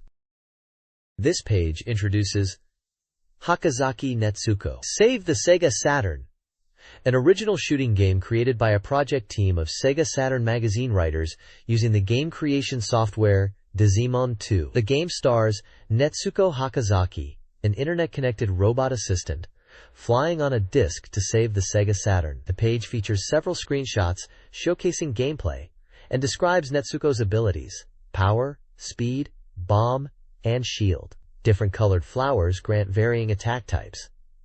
Blue offers rapid-fire shots, red unleashes heart-shaped penetrating attacks, yellow provides widespread star shots, and green deploys homing missiles that enlarge into bombs. Shield item is also available for protection. The article explains that this game project was serialized in the magazine as a development course using Digimon 2, which is detailed as a shooting game construction tool supporting 2-player play.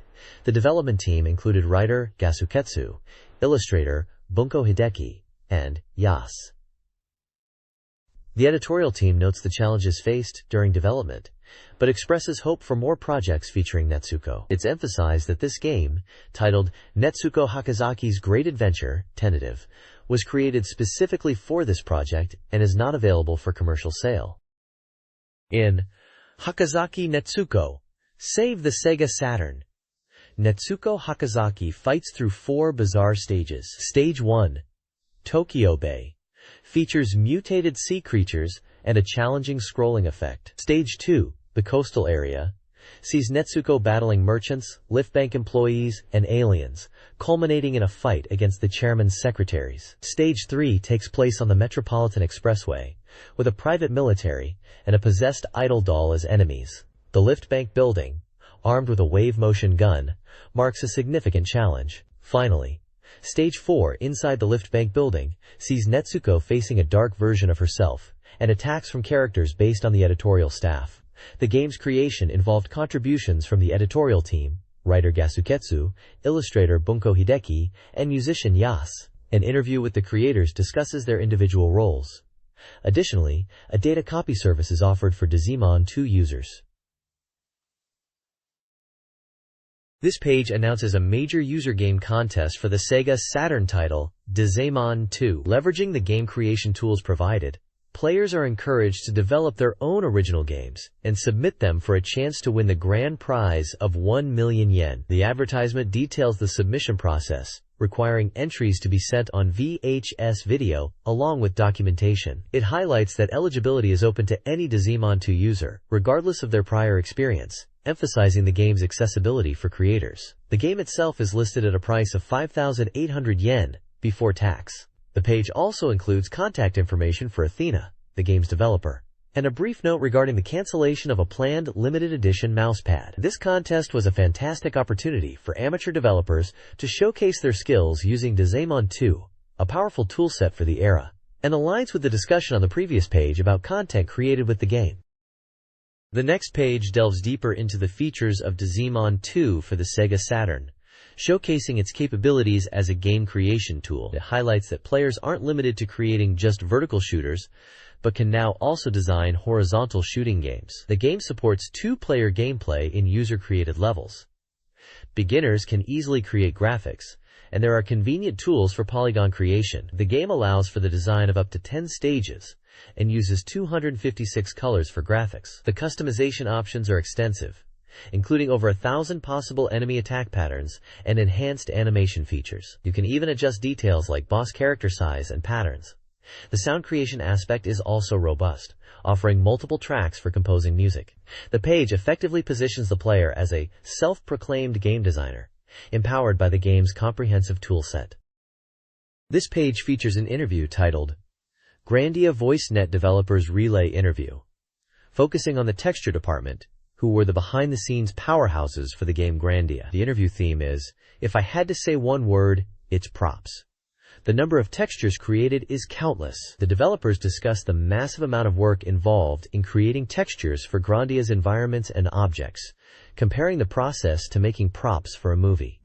They emphasize that their department handles all graphics other than character models, from polygon creation to applying textures and finalizing the screen display. They highlight the immense scale of the texture work, mentioning thousands of texture sheets created. The developers featured are Hidenobu Takahashi, Chief, Development Division 1, Akihisa Sako, Development Division 1, Kentaro Yokokawa, Development Division 1, and Uji Kato, Development Division 1. They share their experiences and the challenges of creating the detailed and immersive world of Grandia through texture work, emphasizing the importance of manual effort and artistic touch over solely relying on machine processes.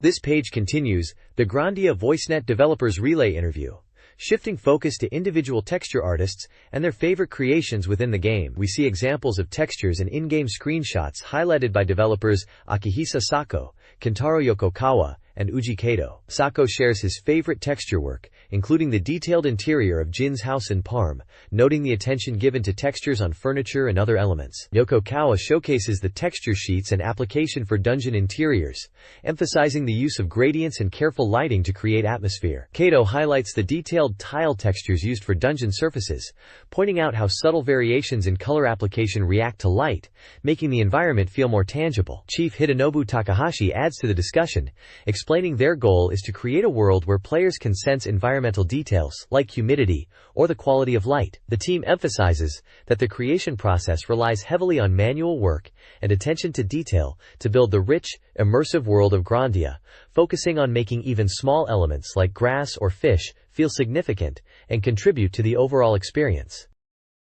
This page celebrates the success and renewal of SEGA Saturn Magazine, proudly announcing it is the #1 weekly SEGA Saturn publication, released every Friday. The page thanks readers for their support following the renewal. Highlights for this issue feature a lineup of popular titles, including Super Robot Wars, F, Sentimental Graffiti, Yuno, A Girl Who Chants Love at the Bound of This World, Sakura Wars, The Legend of Heroes 2-1, Prophecy of the White Witch, Shining Force 2-1, Neon Genesis Evangelion, Machi, Unmei no Kusaten, Sonic R, Princess Quest, Saturn Bomberman Fight, and Vankelpurse.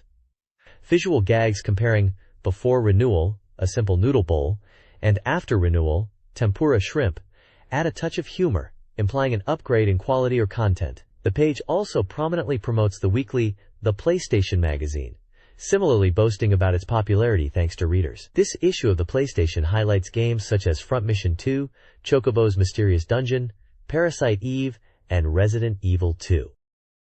This page features two personal columns from contributors. The first is Tomomi Sakurai's Message to Your Heart Volume 4, where voice actress and singer Tomomi Sakurai writes about her recent activities. She discusses the successful release of her single Chase Your Dream and her upcoming role in the Japanese-style musical Yoshitsune and Benkei, noting her past experience in adaptations of Anne of Green Gables and Little Women. She also mentions her plans for a Christmas fantasy live event in December and the release of her new Christmas album Cherry Christmas, which features original songs in a DJ style. Sakurai also shares a fun anecdote about visiting Nagoya and setting a personal record by eating 26 delicious chicken wings. The second column is Izumi Takemoto's various notes. Number 4. A Day in the Bath. Manga artist Izumi Takemoto shares her thoughts on the simple pleasure of taking a bath. She loves reading while soaking, but finds it even more enjoyable to play games. She expresses a desire for a waterproof game machine and mentions playing games like Tetris and Puyo Puyo on her Game Boy. Takemoto reflects on how her drawing subjects have changed, drawing baths more often now for shonen magazines compared to when she primarily drew shoujo manga. She also humorously notes how her planned relaxing hot spring trip turned into continuous work on columns like this one. This page features a comprehensive strategy guide for the hardcore 3D shooting game, Assault Rigs. The focus is on providing complete maps for the first 10 levels of the game. The guide includes a key explaining the various symbols used on the maps, such as gems, required to clear levels, the player's starting position, enemy units, the exit block, item boxes, push boxes, mines, and idong panel, moving panels. Detailed grid maps are presented for level 1, titled Practice, and level 2, titled 4 Rooms, showing the layout and locations of these elements. The accompanying text explains that while item and enemy placement remains constant across the game's 3 difficulty levels, the maps presented here are specific to the game's layout, noting that some levels feature complex terrain not fully represented by the grid view. This guide is essential for navigating the challenging levels of Assault Rigs. This page continues the strategy guide for the hardcore 3D shooter, Assault Rigs. Here, the focus shifts to the later levels, providing grid maps for level 3, One Way, Level 4, Elevator, split across 2 floors, and Level 5, Move Floor, also covering 2 floors. The maps detail the layout, objectives like collecting gems, and enemy placements, building upon the key introduced on the previous page. A strategy section gives specific advice for each level. Level 3 is described as a straightforward path, where getting lost is unlikely, but facing tough enemies means it's best to hurry towards the exit if you're struggling. Level 4 introduces moving panels that act like elevators to navigate floors. It warns that fixed turrets firing powerful missiles make being stationary on these panels very dangerous. Level 5 features dynamic moving floors, stressing the importance of precise movement and braking to stay on the panels and avoid falling through holes. It also notes hidden rooms on the second floor concealed by push boxes. The included screenshots show the game's first-person perspective and various in-game environments and enemies. This page continues the strategy guide for Assault Rigs, progressing through later levels with detailed maps and key strategy points. Level 6, the Factory, is mapped across 4 floors, highlighting objectives and enemy placements. The strategy section warns of increased enemy defenses and introduces new threats like guided missiles and spread lasers, advising players to quickly grab items and engage. Navigating Floor 3 requires careful movement on a narrow path, and Floor 4 features fixed missile turrets that must be destroyed immediately upon ascending. Level 7, the Gem Tower, shows maps for 2 floors. This level introduces tricky moving panels on Floor 2 that will knock you away if you don't land precisely as they arrive. The strategy notes also warn of mines placed right where you ascend, urging an immediate sideways slide to avoid explosion damage. Floor 1 is described as a winding labyrinth, where it's easy to miss collecting all the gems.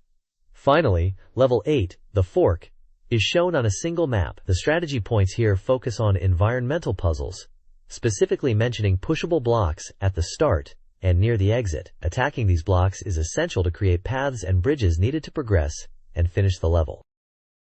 This page continues the Assault Rigs strategy guide, detailing the final levels of the game. Level 9, the Twin Tower, features maps for 3 floors. The strategy advises tackling this level starting from the top floor, Floor 3, first, specifically to eliminate the powerful missile turret located there. Reaching this turret involves navigating a moving panel that can be quite tricky. Dropping to Floor 2 presents a slow-moving ramp. The guide emphasizes patience here and prioritizing survival over risky maneuvers if attacked. Floor 1 requires navigating to find the final gems needed to progress. Level 10, the Arena, presents a large, open map.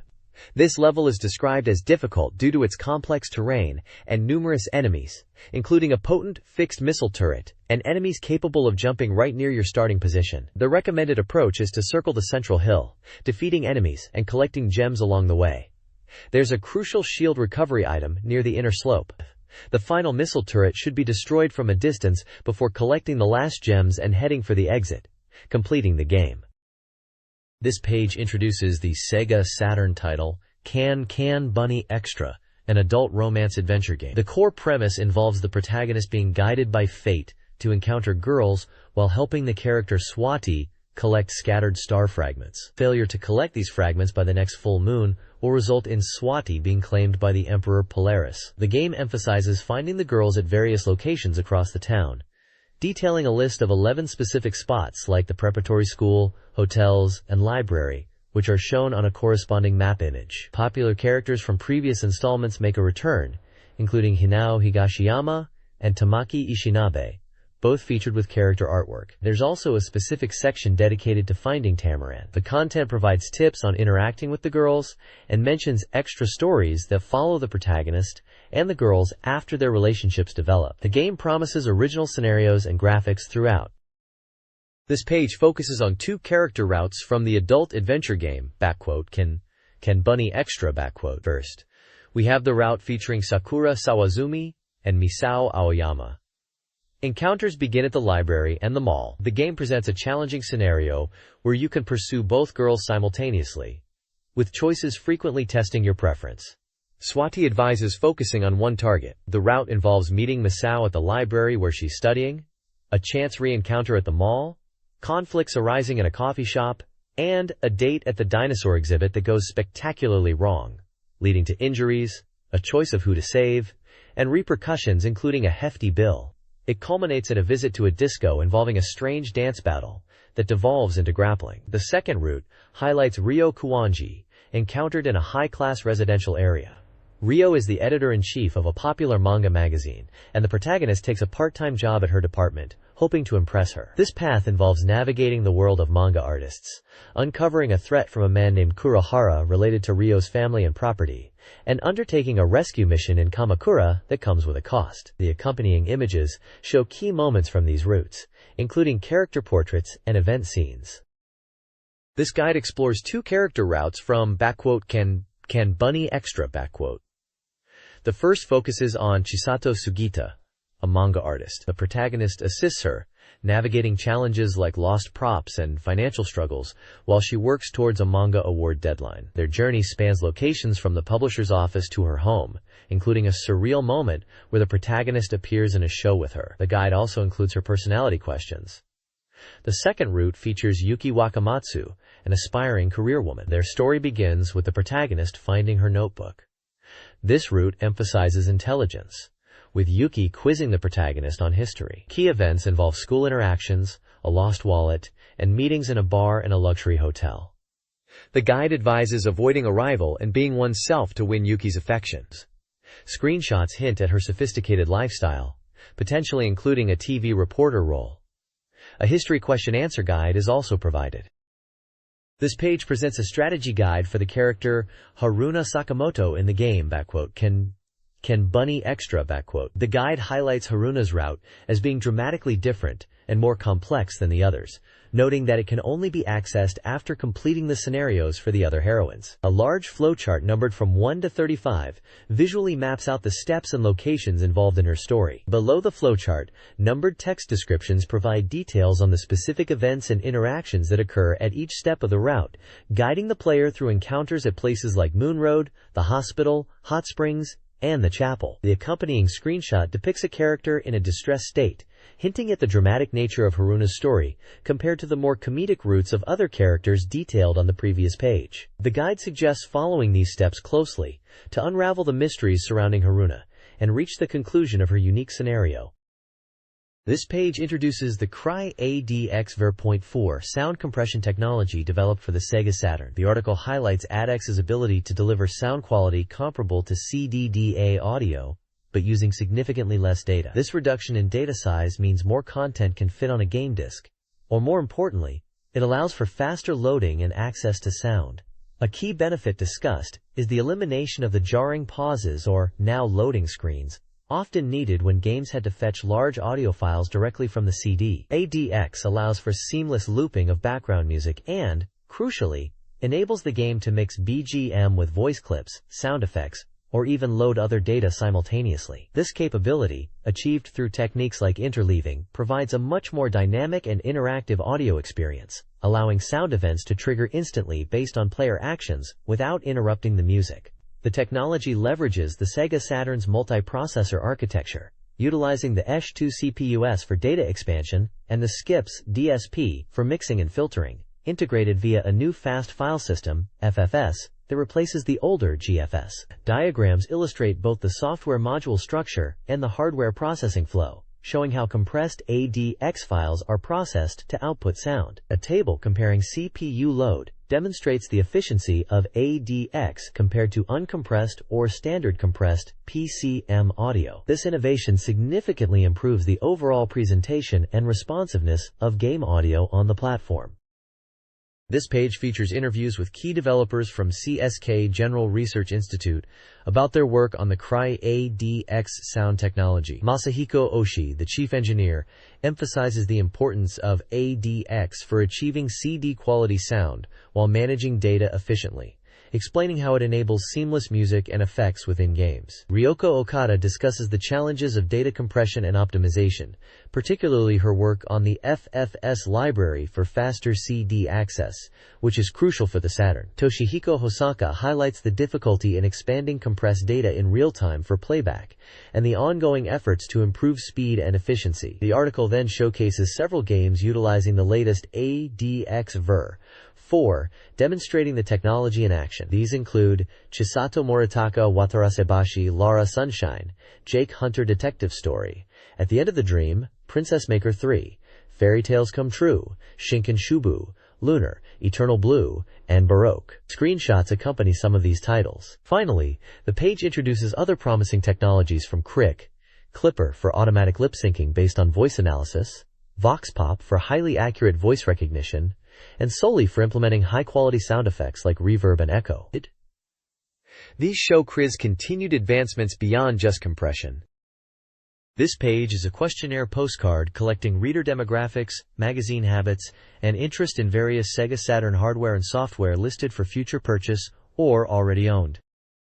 This page features an announcement for the SEGA Saturn game Chaos Seed, Feng Shui Chronicle. The image showcases the game's anime-style artwork, featuring the main characters and creatures like the small green dragon. It's described as a dungeon-raising simulation game, offering a unique gameplay experience where you cultivate your own dungeon. The page emphasizes value, stating, "The content is hot, the bonus is also thick." It highlights a limited first press edition which comes with a premium CD. This special edition includes digitized versions of a popular serialized comic and a new, exclusive comic. Furthermore, it boasts an illustration collection featuring divine beasts and characters by artists Akari Funato and Utsuki Baluno. The game also features a stellar voice cast, including prominent names like Sakura Tange and Yuko Mizutani. Developed by Neverland Company and published by Especially, with Taito Corp in the copyright, Chaos Seed is presented as an especially recommended title that is coming soon.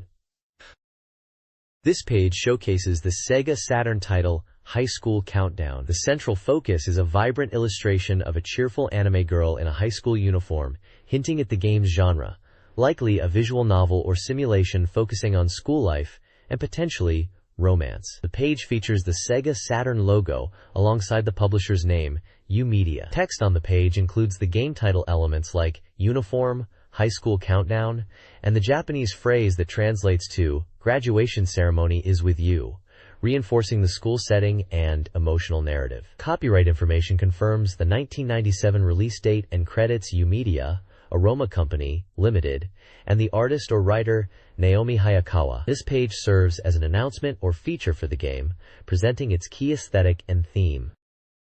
This page features 3 distinct strategy guides or fan books for SEGA Saturn games. First is the Shutsudo Miniskirt Police Fan Book, a fan book dedicated to the Miniskirt Police series. It goes beyond the game itself, featuring photos of the real-life miniskirt police personalities, Yoshinaga Chinatsu and Misho Yuri, including pictures not seen in the game, details on the making of, interviews, and complete game strategy. It's an A4 80-page book. Next, we have the Graduation's Official Guide. This guide covers the Saturn version of the popular graduation simulation series, known for its PC and PC Engine entries. It offers high-difficulty strategy replays, event guides, information on goods, rare data, and tips for achieving goals like marriage or character advancement over the game's timeline. This fits with the high school simulation theme seen on the previous page. Finally, the page presents the Soldner's Child Official Guide. This is a comprehensive strategy guide for the fantasy simulation RPG Soldner's Child on the SEGA Saturn. It promises detailed data and tactics to help players conquer the game, covering everything from mercenary compatibility and magic use to weapon/armor item lists and special moves. The artwork suggests a deep fantasy strategy experience. This page features two notable guidebooks. The top section showcases a comprehensive collection focusing on the classic Time Bokan anime series, titled Time Bokan Complete Works. This book covers multiple installments including Time Bokan itself, Yatterman, Zenderman, Otosukeman, Yatodedaman, Ipatsuman, and Itadakiman. It's presented as a fan's essential item, featuring character and mechanical designs, production staff interviews, and valuable materials from Tatsunoko Production. This looks like a fantastic resource for fans of the long-running franchise. Below that is the White Diamond Perfect Guide. This guide is for the popular love RPG White Diamond, which is listed for Windows 95. It promises a complete strategy guide, providing character profiles for the 8 female leads, easy-to-follow walkthroughs using flowcharts, and extensive data on items, monsters, and sub-scenarios. It's highlighted as a complete guide indispensable for players aiming to fully conquer the game. While not a Saturn game, it's a prominent guide featured by SoftBank Publishing. SoftBank is releasing 2 official guidebooks for SEGA Saturn titles in late November. The first is the All Japan Pro Wrestling featuring Virtua Official Guide, approved by Giant Baba. This 128-page guide, priced at 1,100 yen, teaches players how to train wrestlers with detailed techniques, profiles, and featuring mode explanations, with an exclusive appendix. The second is the Virtua Fighter 3 Official Playing Guide. This 280-page guide, costing 1,600 yen, provides comprehensive technique breakdowns for all 12 characters, including continuous moves and battle strategies, with compatibility for the Virtua Fighter 3 TB version. Both guides aim to help players master these complex SEGA Saturn games. This page is an advertisement for Yoyogi Animation Institute, YAG, celebrating its 10th anniversary Thanksgiving. The page prominently features a large number, 98.749%, representing the job and debut rate for its graduates. The ad promotes the school's various campuses and programs across Japan, including new departments established in Tokyo and Osaka. Key offerings include discounted tuition and an entrance gift for the Osaka campus's 10th year. The school provides a wide range of courses focused on animation, game design, voice acting, multimedia, and related artistic fields. Potential students are encouraged to attend free trial entry sessions and school information meetings held at various locations nationwide. There is also a notice about a free audition being held to discover new voice actors and talents. Other services mentioned include a career aptitude test called Charisma Map and information on dedicated dormitories. The ad also lists broadcast times for YAG's programs on various TV stations. It concludes with contact information and the school's website address. The overall message emphasizes the school's long history, high success rate, and extensive educational opportunities in the creative arts. This page is a feature article from SEGA Saturn Magazine titled Special Presents, focusing on the acclaimed Shoot 'em Up, Thunder Force versus the large, bold title Thunder Force vs. Strikes Back dominates the center and bottom of the page. The article details the game's impressive performance in reader races, specifically highlighting its streak of achieving first place for 6 consecutive weeks. The text notes that for a shooting game, this level of popularity is significant, suggesting there must be a reason beyond just being easy. The article implies that the time for a counterattack or resurgence of popularity for the genre, led by Thunder Force V, has arrived. It mentions Technosoft as the developer/publisher and categorizes it as a shooting game primarily for single player. The page number 119 is visible at the bottom right. This page delves into the lore and concept art for various elements of a futuristic setting. It features detailed descriptions and illustrations of advanced technology, including the RVR-01 Gauntlet, described as a refined Vasteel replica, utilizing Vasteel technology, and equipped with a photon rifle and up to 3 craw units. It highlights the Gauntlet's powerful but limited over-weapon function. Also shown is the Brigandine, a support unit for the RVR series offering high mobility but also vulnerability, possessing features like an overweapon, downshield, and enhanced retreat capability. The page also introduces the RVR-02 Vambrace, a more advanced concept aimed at surpassing the Gauntlet but plagued by critical issues that halted its development. Beyond the mechs, the page explores the universe's background, detailing Guardian, an advanced AI integral to the research of the mysterious Vasteel and management of Babel, a massive artificial island used for research and construction. Vasteel itself is described as an object of non-human origin found in the Kuiper Belt, believed to be a weapon used by giant beings. The page is filled with concept sketches and illustrations of these mechs, the AI logo, and the Babel structure, providing a visual and narrative foundation for this sci-fi world. This page delves into the deep world setting of Thunder Force V, featuring an interview with the development staff and showcasing concept art from the game. Prominently displayed is character art of Scenes CTN Crawford, the major leading the Thunder Force unit. The text explains that Refi is an AI program integrated into the RVR-01 Gauntlet, part of the Guardian project, enhancing navigation and performance. The Thunder Force unit itself is Special Unit 222, formed in 2151, comprised of 7 RVR-01 gauntlets, tasked with suppressing Babel and Guardian. A fascinating character concept revealed is Scenes CTN Crawford, the leader of Thunder Force. She is a circuit death contractor, meaning she's a clone, revived with the body and memories from age 18 whenever she dies, despite her current age of 32. The concept art section displays designs for various in-game elements, including the bipedal Guardian's Knight, Area Guard, the insectoid Iron Maiden boss,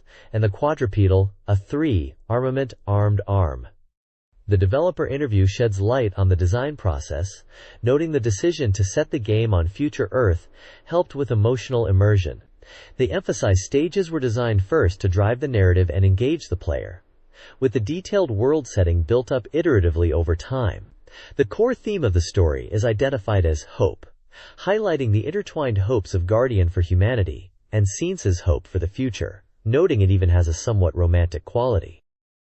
This guide offers strategies for achieving high scores and survival in Thunder Force versus First Strike Wins is the core philosophy, emphasizing rapid enemy destruction. Utilizing the free range over weapon, OW, for wide coverage and mastering the hunter unit, U, are crucial. Scoring relies on rapid enemy elimination for multipliers, up to 16x, memorizing spawn points, and close-range free-range use. Stage-by-stage advice includes specific own and free-range tactics for each environment. Submerged City, Stage 1, Forest Lab, Stage 2, and Road, Stage 3, and the Research Facility, Stage 4. High-tempo points for each stage highlight opportunities for maximizing multipliers, particularly during boss battles. Success hinges on precise execution and strategic use of O and FR, especially during boss encounters.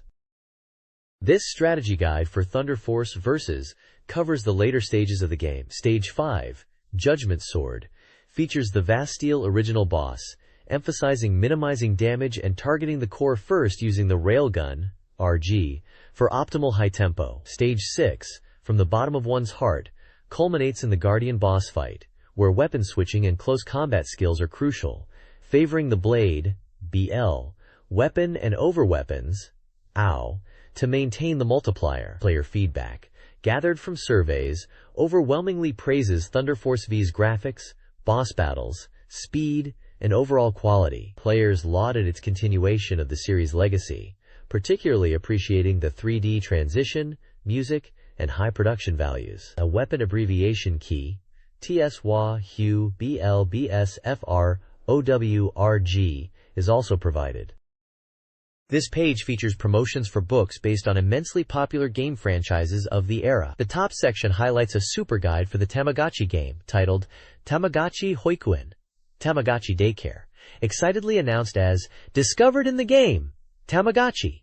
This guide, published by SoftBank's publishing division, is a 6-size, 80 pages, and sold for 470 yen. It quickly became a massive success, selling over 200,000 copies, indicating the huge popularity of the Tamagotchi phenomenon and the demand for in-depth information on raising the digital pets in their game form. Below that, the page promotes Pocket Monsters 4,DX, a collection of 4-panel comics based on the smash hit Pokemon software. This, a 136-page book priced at 728 yen, was the first of its kind to turn the popular RPG into comics, featuring cover art by the renowned Ken Sugimori. Its success led to a major reprint, showcasing the widespread appeal of the Pokemon franchise beyond just the games.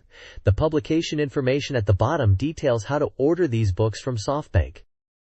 This page is a major feature section, SEGA Saturn Press, highlighting upcoming SEGA Saturn software. It's split into 2 main parts: new release title showcasing games recently released this winter, and coming soon soft, focusing on titles right before their launch. Under new release title, the magazine covers games like Super Adventure Rockman, Uncharted Waters Gaiden, the Dungeons & Dragons Collection, and Wizardry Nemesis. It provides page references for deeper dives into these new arrivals. The Coming Soon Soft section previews exciting titles like Galaxy Fraulein Una 3, Lightning Angel, the arcade classic Twinkle Star Sprites, Transport Tycoon, and the simulation game Let's Make a Pro Soccer Club 2.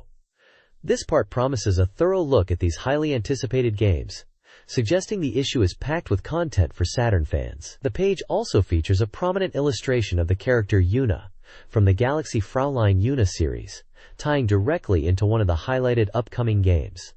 It's clear this section aims to build hype and inform players about the wealth of new and soon-to-arrive games on the Saturn. This page is dedicated to Super Adventure Rockman, a significant new release on the Sega Saturn. This isn't the typical action platformer fans know, but a full-fledged adventure game presented with extensive animation across 3 discs. The game's story kicks off in the Amazon in the year 20XX, where Drive Wily discovers ancient ruins and a powerful supercomputer called Lamoon. Using its power, Wily launches a plan for global conquest via electromagnetic waves. Mega Man and his friends must journey to the heart of the ruins, the Shrine of the Moon, to stop him.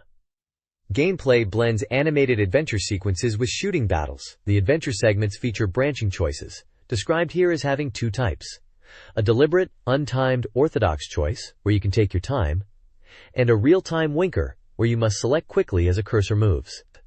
The transition to battle sees the game switch to a shooting mode, where you target enemies and aim for weak points, a classic element from the series. The page emphasizes the quality of the animation, particularly highlighting a gorgeous opening movie that looks like an anime, promising an exciting experience. The combination of adventure and shooting, presented with high-quality animation, is highlighted as a key feature. This page features 2 distinct releases for the Sega Saturn. First up is Uncharted Waters Gaiden, the latest entry in Koei's acclaimed simulation RPG series. Set in the Age of Discovery, the game emphasizes player freedom, allowing your choices to shape the story's progression. You can choose between 2 protagonists, Miranda or Salvador, each with their own narrative to explore. The page shows glimpses of town exploration, world map navigation, and the card-based combat system. It's presented with a 70% completion readiness, suggesting it was nearing release at the time. The second title is Music Maker Kanaderu 2, a comprehensive desktop music creation tool. This software allows users to compose and perform music easily, boasting 16 tracks, a wide range of instruments, and detailed editing capabilities like tempo, volume, and effects control. It even allows lyric input synchronized with melodies. A key feature highlighted is its compatibility with the sound novel Tsukuru 2 software, allowing music created here to be used in projects made with that tool. This music software is shown with an 85% completion readiness, indicating a high level of polish. This page features 2 notable upcoming releases. First is Wizardry Nemesis, a new direction for the classic dungeon RPG series. This entry shifts gameplay significantly from the traditional command-based system to real-time combat, allowing direct attacks with swords and magic. It promises beautiful CG visuals for both exploration and the dark dungeons. The article highlights the series' signature traps, warning they can be quite punishing. It's presented as a 60% complete adventure title with RPG elements, expected for a December release. So, we find the Dungeons & Dragons collection, an action game compilation bringing arcade hits to the Saturn. Described as a faithful adaptation of the original tabletop RPG rules, this collection includes 2 titles, Tower of Doom and Shadow over Mystara. It offers varied actions, multiple story paths based on player choices, and emphasizes using items and character building. The collection is shown at 80% completion and offers great value with 2 games included. This page features 2 very different upcoming Sega Saturn titles.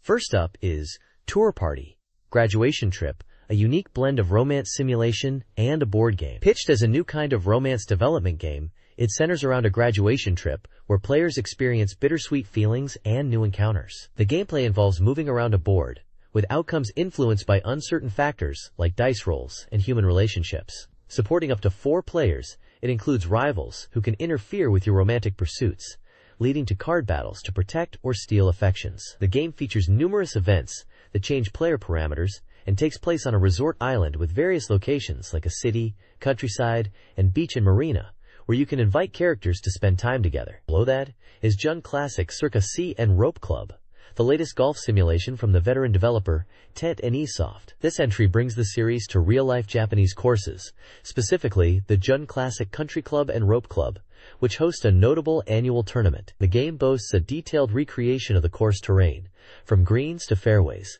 It includes a training mode and aims for realistic golf gameplay, with 6 game modes, including various tournament and match types, and an easy shot option to assist newcomers with shot timing. It offers comprehensive gameplay. This title is presented as complete and ready for release. This page features Lunar, Magic School, a spin-off RPG from the popular Lunar series set in a magic academy.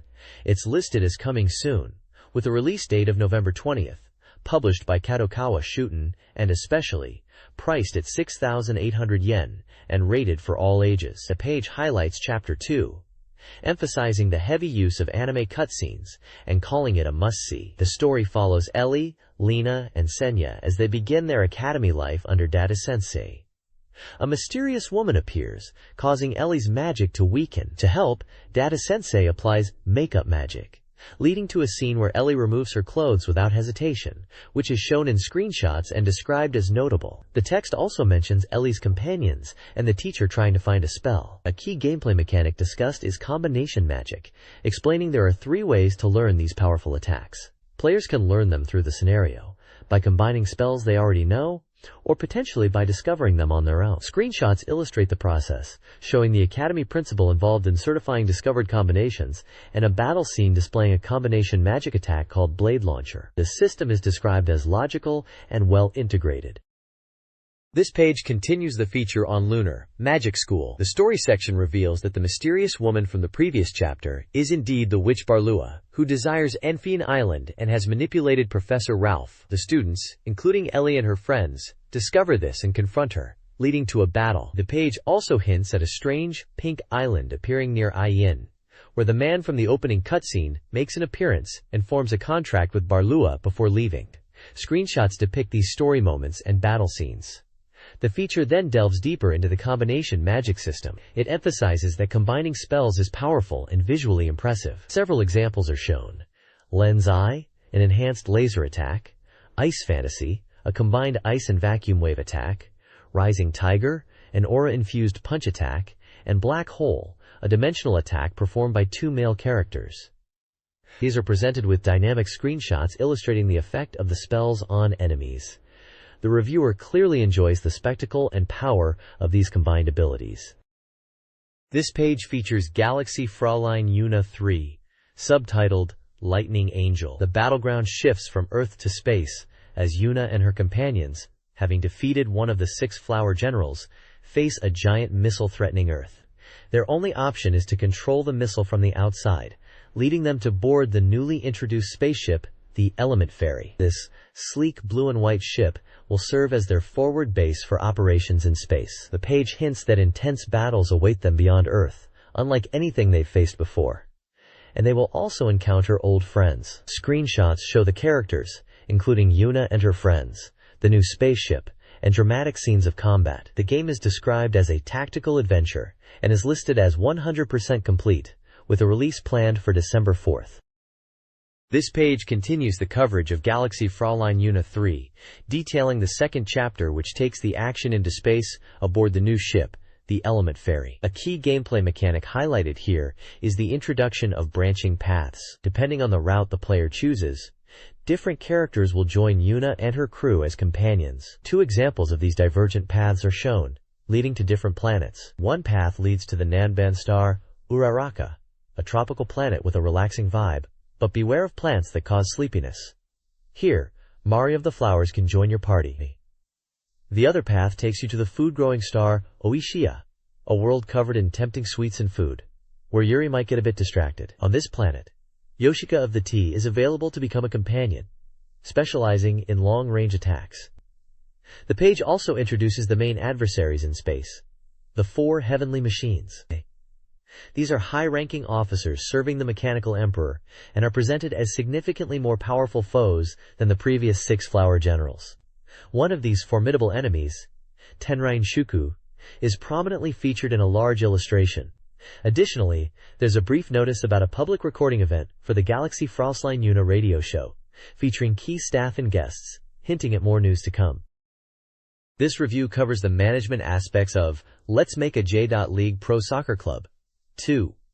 It focuses on essential game screens, stadium, clubhouse, and office. The stadium screen involves local investments, while the clubhouse manages training and player development. The office is the hub for club strategy and data analysis. Key commands include schedule advancement, screen navigation, supporter interaction, local investments, stadium upgrades, data review, and save/load functions. Within the office, personnel, facilities, and the data room are highlighted as crucial. Success depends on efficient menu management, particularly utilizing the clubhouse for training and the data room for comprehensive data. The International Cup is also mentioned as a significant event. The game is nearly complete, with a planned November 20th release at 5,800 yen, described as an all-ages sports simulation. The Stadium command in J.League Pro Soccer Club 2 focuses on town and stadium development. Local investment allows investment in the hometown's real estate and finances, boosting population and attracting more fans. Stadium investment allows the addition of facilities like restaurants and shops to generate sub-income, increasing revenue alongside match earnings. Town data provides crucial information about the hometown, including population, weather, and traffic, influencing strategy and match attendance. VIP visits boost club recognition. The command ultimately emphasizes the importance of strategic investment to enhance revenue by doubling sales, utilizing facilities, and understanding local data. This page covers the office command in J.League Pro Soccer Club 2, which is where you handle the core business operations of your club. Beyond the stadium, the office is divided into personnel, facilities, data room, and records/settings. Player management is a major focus within the personnel section. You can access various subcommands like Scout, Transfer, Study Abroad, Manager Change, and Scout Change. Scouting allows you to find new players, including domestic, foreign, and even players generated via passwords. You can negotiate transfers for new signings or selling players, though maintaining team harmony is important. Sending players abroad for training in Europe, South America, or Africa for periods up to 3 years is highlighted as a way to significantly improve their skills. You also have the power to change your manager or scout if you feel it's necessary. The office also lets you delve into player data, view different player lists, check your team's rankings, and study opponent information. These detailed management options are crucial for building a strong team and executing your strategy effectively.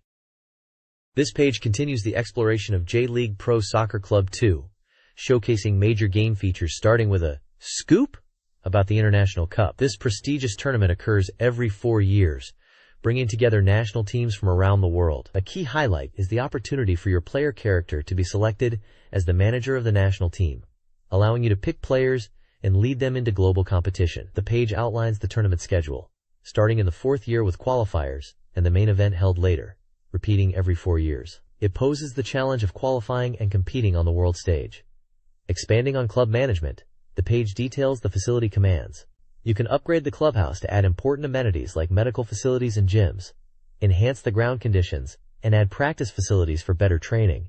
And improve the stadium by increasing capacity or adding a roof to boost attendance. These facility investments are crucial for your club's development and player performance. The data room and record sections provide valuable insights into your club's history and performance. You can review past tournament results, management records covering sponsorships and finances, and analyze key data points to understand your club's standing. The individual rank section shows domestic player rankings, while the player directory lets you view details of various players. You can also gather information on other clubs to scout potential signings and prepare for opponents.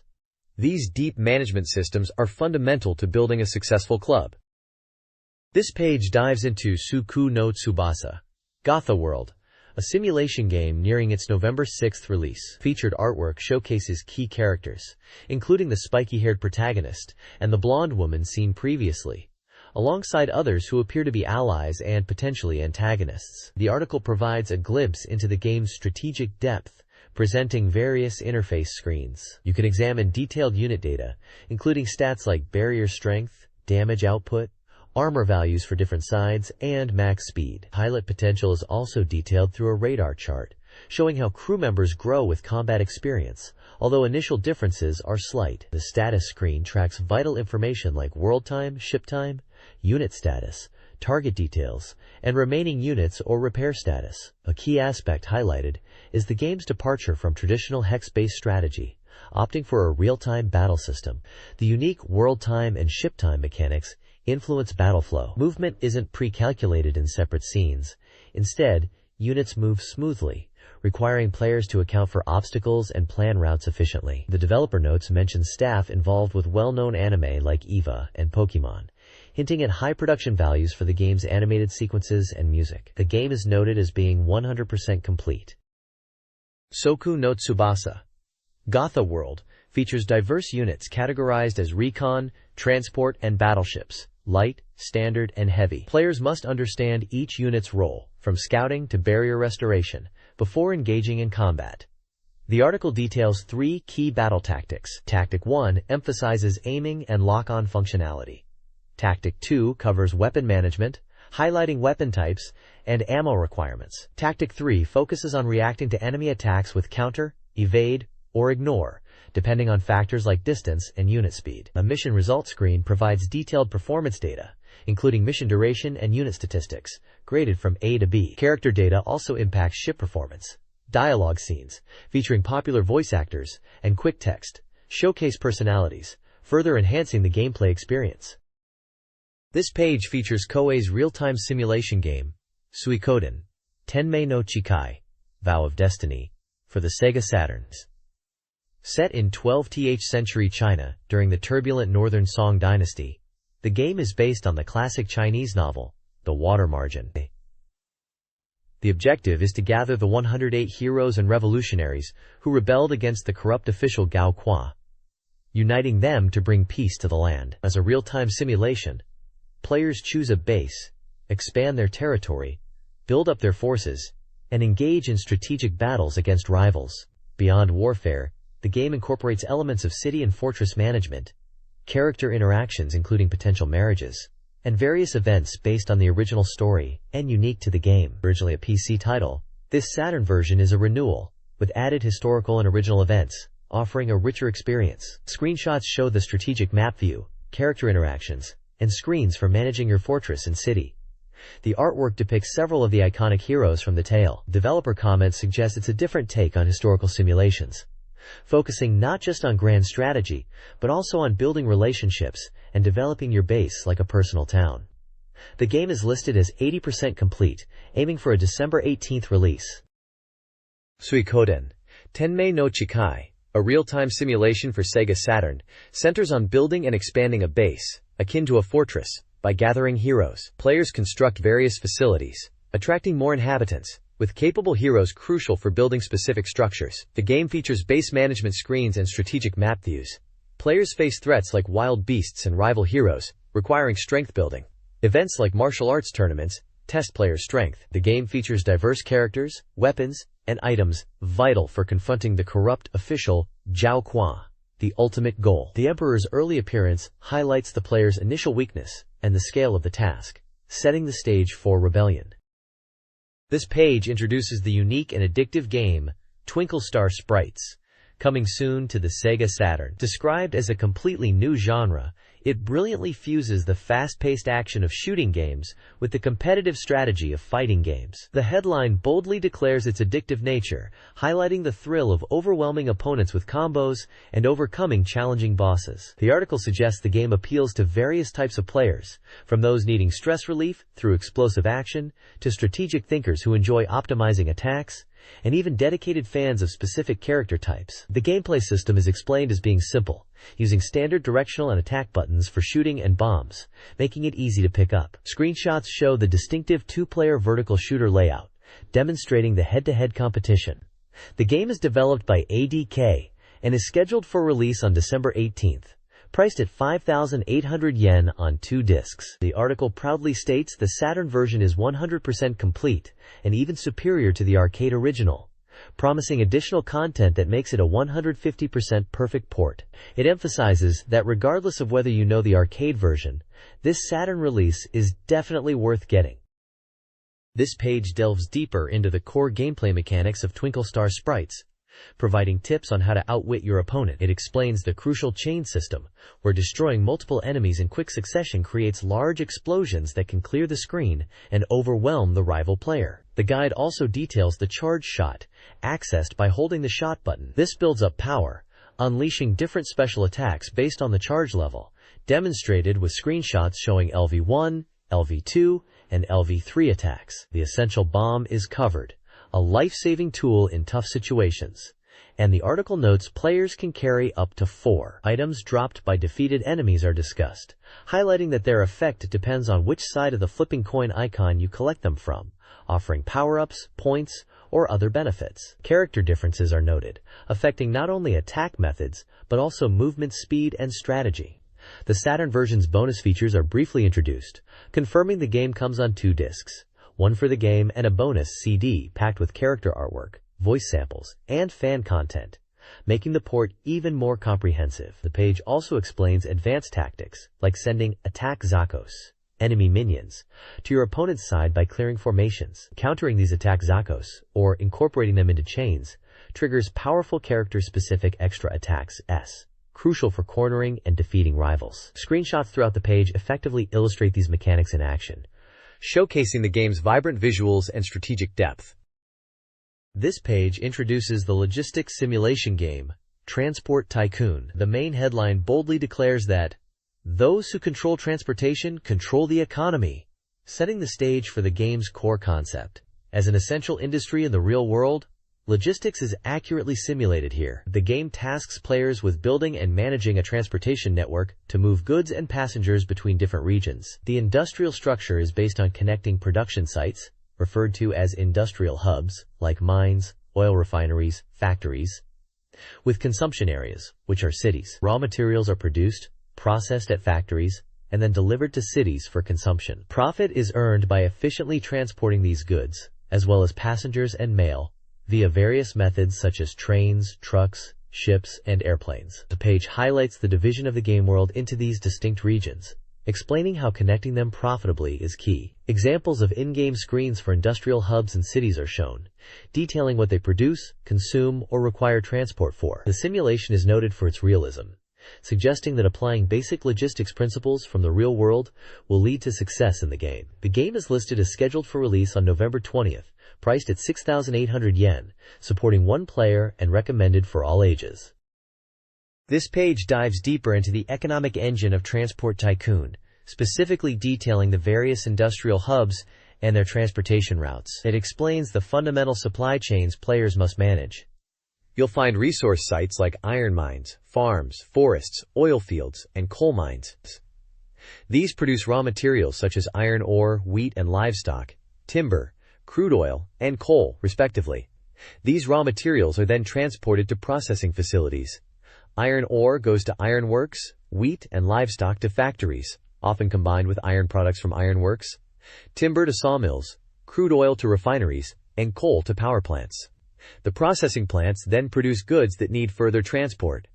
Factories, sawmills, and refineries create industrial products that are delivered to cities. Power plants, fueled by coal, generate electricity which isn't transported. Cities act as the final destination for industrial goods, as well as passengers and mail. The key to success is building efficient transportation networks connecting these points. Passenger and mail transport is available from the start, but the demand for industrial goods in cities grows as the city develops, making the mid-game crucial for expanding your network to meet this growing demand. This page visually maps out these essential economic connections, showing exactly what needs to go where to keep the economy flowing and your company profitable. This page focuses on the SEGA Saturn title DJ Wars. It features a 100% completion mark, indicating a full review or preview, noting its price, music simulation genre, and recommendation for all ages. A quote from the producer, Horiguchi, highlights the game as a tool for self-expression through Jing, beyond just clearing the game like traditional titles. The page details the flow of DJ Wars story mode, following the aspiring DJ Yuhi as she chases her success story. It mentions checking DJ news and trend charts, visiting actual clubs, and staying busy. The content heavily revolves around Yuhi's diary, offering personal accounts of her experiences. One entry describes her first time jiving at Dancing Grandpa, a club noted for its hip-hop trend and welcoming atmosphere, where she felt nervous but had a great time. Another entry recounts a visit to Wakabate, a techno-focused club run by a skilled former DJ, detailing a successful set where the crowd was energetic. The diary entries provide insight into the game's atmosphere and the protagonist's journey. The page includes character artwork and screenshots showing the DJ interface and club scenes. There are also small profile boxes for the clubs visited in the diary. This page continues focusing on Yuhi's journey in DJ Wars, presenting more entries from her diary and insights into the game world. Yuhi reflects on a relaxing day after a fun night, her manager suggesting she try Jing at the big club 33 RPM, and the excitement of seeing her own feature in DJ News. She later recounts her attempt at 33 RPM, admitting she was nervous and couldn't perform her best despite getting the okay from the manager, Faye, who later gives a rather harsh review. The page also features reactions from other characters, with Sayori cheering Yuhi on for appearing in the news, while Faye's critical feedback highlights the high standards of the club scene. DJ Empty, Gasuketsu, provides commentary on the depth of Jijing, emphasizing the importance of transitions, EQ, and other techniques beyond simple BPM matching, noting that while the game might not simulate this perfectly, the fickle in-game customers require attention. There's also a profile for the Techno Club, 33 RPM, and a top 20 list of tracks trending at the Bamboo Club. A screenshot shows the game's interface during a performance, and a photo features DJ Empty himself, a game writer turned DJ. This page introduces the Sega Saturn title, Next King, Koi no Sennen Ukoku, a competitive romance simulation RPG. The premise is set in Herbland, where princes vie not only for the throne, but also for the love of the kingdom's girls. The game is described as a fierce battle for both political power and affection, involving 12 princes and 12 potential romantic interests. Gameplay appears to involve board game-like movement, using dice, battles, and character interactions, such as giving gifts or going on adventures, all of which influence the girls' affection levels. The game's details show it was developed by Bandai and was nearing completion at 90% with a November 20th release. The developer comments that, despite covering just one in-game year, the world feels deep and challenging, highlighting the stimulating nature of the game. A significant focus is placed on the limited edition, which comes with a drama CEID, featuring a cast of prominent voice actors, including Minami Takayama and Yuko Minaguchi. Photos from the recording session are included, along with profiles for Takayama, voicing Chikoli, and Minaguchi, voicing Kumin. The report from the studio mentions the enjoyable atmosphere during the recording. This suggests a strong emphasis on character voice acting and a potentially rich narrative experience. Next King, Koi no Sennen Ukoku, a Sega Saturn title, features gameplay centered around a year-long quest. Players spend each week inviting one of 12 girls on an adventure and then embarking on it. Success on these adventures boosts affection, while failure hinders progress. Adventures involve completing quests, battling monsters, and finding items. Dice rolls determine movement, with certain items favored by specific girls. Reaching adventure destinations is crucial for building affection. The page profiles two more heroines, Fennel, Hiroko Kasahara, and Chikoli, Minami Takayama, with brief backstories.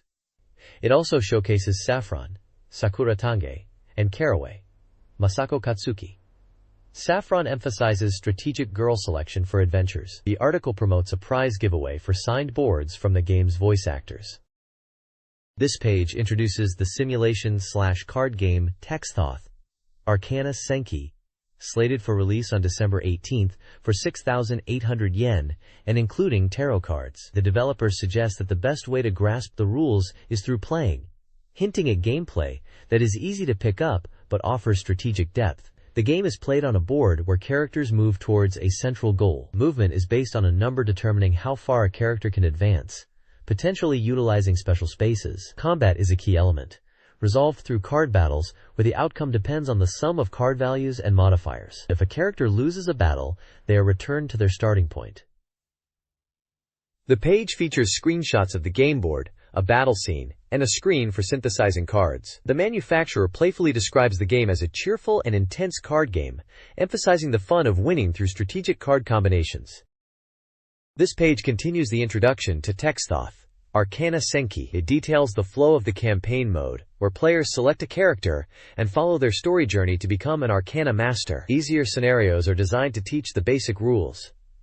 Gameplay involves repeated battles. Players have two choices for movement on the board, and should choose their path carefully, as some stages might offer direct contract opportunities. As the story progresses, party members will join, allowing the player to control multiple characters.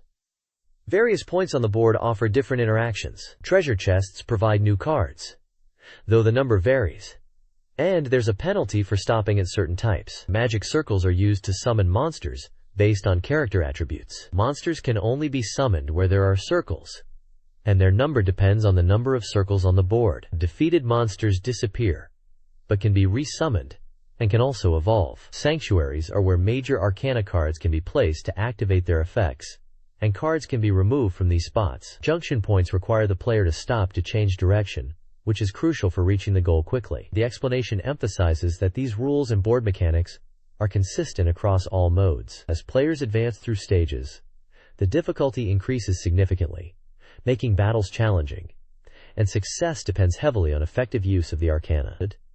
The page teases a future feature focusing specifically on the cards.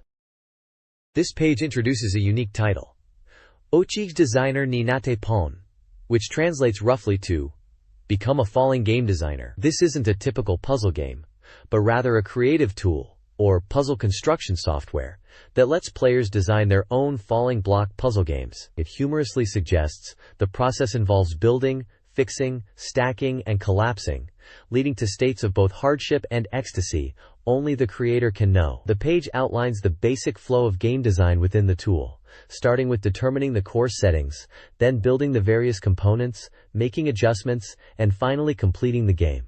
It details the Kihon editor, where fundamental aspects like the field size, the number of different block types, the direction blocks fall, and even their weight, affecting how they stack, can be customized. A screenshot shows a sample game screen created using the tool, displaying scores and round information. Release details provided include the publisher, Packensoft, a release date of November 20th, and a price of 5,800 yen. It supports 2-player battles and is recommended for all ages. There's also a small tip letting users know that holding down a button speeds up the cursor when navigating menus. This looks like a fantastic tool for puzzle enthusiasts wanting to go beyond just playing and dive into creating their own challenges. This page continues the introduction to Ochige Designer ni Nate Pon, focusing on the powerful block editor and file management features.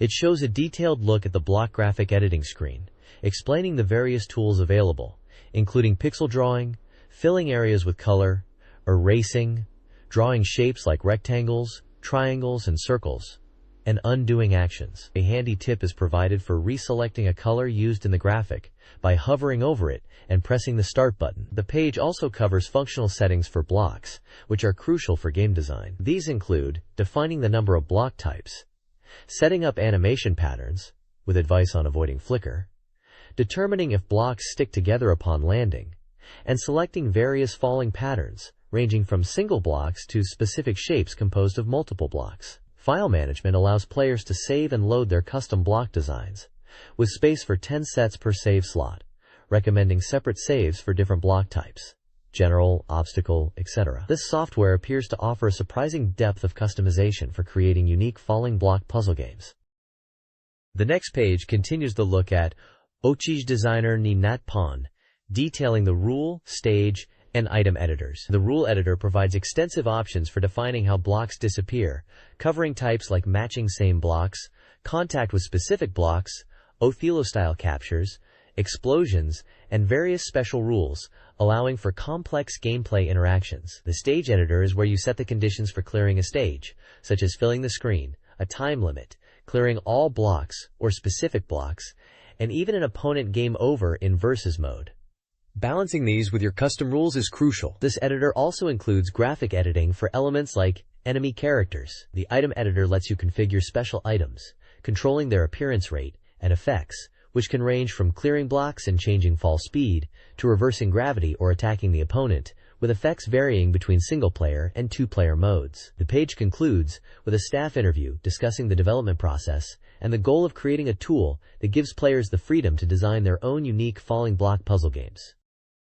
Ochij Designer ni Natpon offers a comprehensive toolkit for creating falling block puzzle games. The operation editor controls player interaction with falling pieces, allowing for direct or cursor-based manipulation with adjustable rotation options and timings. The 2Pi settings editor supports both cooperative and competitive multiplayer modes. The sound editor provides a library of sound effects and character voices for game events, while the field editor allows for customization of the game environment, including size, elements, and background graphics. The developers encourage using their baseball-themed sample game, Wangun Tupadoru, as a foundation to learn the system and explore the diverse customization options available for building unique puzzle game experiences. This page features a special campaign and new music releases related to the classic SEGA Saturn franchise, Sakura Taisen. The main highlight is a campaign offering an incredibly premium, limited edition item, a large, antique-style steam radio produced by the Imperial Opera Troupe itself. This isn't just a small novelty. The article emphasizes its significant size, comparing it to a CD or even a SEGA Saturn cartridge, noting it's almost like a piece of furniture. Designed in a detailed, period-appropriate style, it's a functional AM/FM radio, but clearly intended as a high-end collectible. Only 100 of these radios are being given away via lottery through a survey included with the game, and each unit will feature a unique serial number, making them highly desirable for serious fans. The page also includes reviews of the latest music creds from Sakura Taisen. One is a drama CD, based on the Love is a Diamond autumn performance by the Imperial Opera Troupe's Flower Division, focusing on the characters Kana and Sumair. The other is a live recording CD of the For Love's Sake song show, capturing the energy of the theatrical performance with the composer conducting live. These releases continue to build on the rich world and popular musical aspects of the series.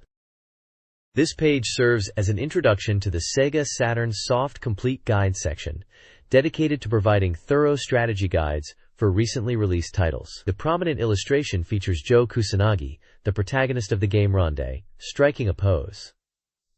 The guide section promises substantial content in this issue. It lists several games covered, along with their starting page numbers. Ronde is covered from page 158, followed by Asuka 120%, limited on page 160, Burning Fest.